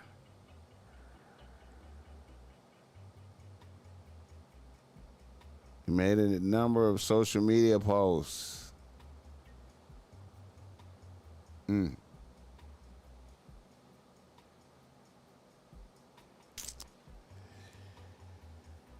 Yeah, man. In sales, bro.